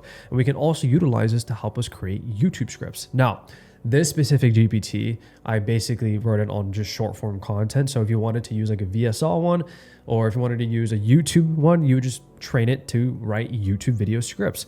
Now, how would you do that? Again, you just go to YouTube, you feed it the fundamental knowledge, how to write YouTube scripts. You feed it the fundamental knowledge, okay? Scripting, I would download that video, download that video, download this video. I would download all these videos, turn them into PDFs, and feed the fundamental knowledge of how to write YouTube video scripts, also adding the PDF books. And then you just tell it exactly what you need it to do with the custom instructions one. But guys, this is just scratching the surface on how you can really utilize custom GPTs to really just 10x your output when it comes down to content, create better content, save you more time, but also be able to leverage it. Now, if you've watched until now, then you'll know exactly how you can take advantage of this $100 billion shift and position yourself for massive success in 2025 and moving forward. So at this point, you have 3 options. You keep doing what you're doing, staying stuck in the same struggles, keep fighting for low-paying clients, compete in oversaturated markets, never build real momentum, and watch others pass you by. You can try to figure it out yourself, spend months testing different markets, waste money on trial and error, learn AI tools the hard way, piece together random systems, and maybe eventually get it right months or maybe even years down the line. Or you can just work with us and implement proven systems. You get our complete Leica framework, access to our AI tool suite, follow our proven process. You can join our community of winners and people just like you and scale faster than ever. If you want our help implementing everything I just showed you and more, click the link below to book a strategy call, which is going to be down in the description. On this call, we'll map out a custom game plan for your agency, show you exactly how to implement these systems, identify your biggest growth opportunities, create your 90-day scaling blueprint, and if we think we can help you, we'll explain how to work together. Remember, the market is shifting fast. The agencies that adapt now will dominate the next few years. The ones who wait, they'll get left behind. We guarantee to help you sign 5 high-ticket clients in the next 90 days or less using this exact system, and that is our offer. So if you're interested, just click the link down below and book your call with me, and I'll see you soon. Peace.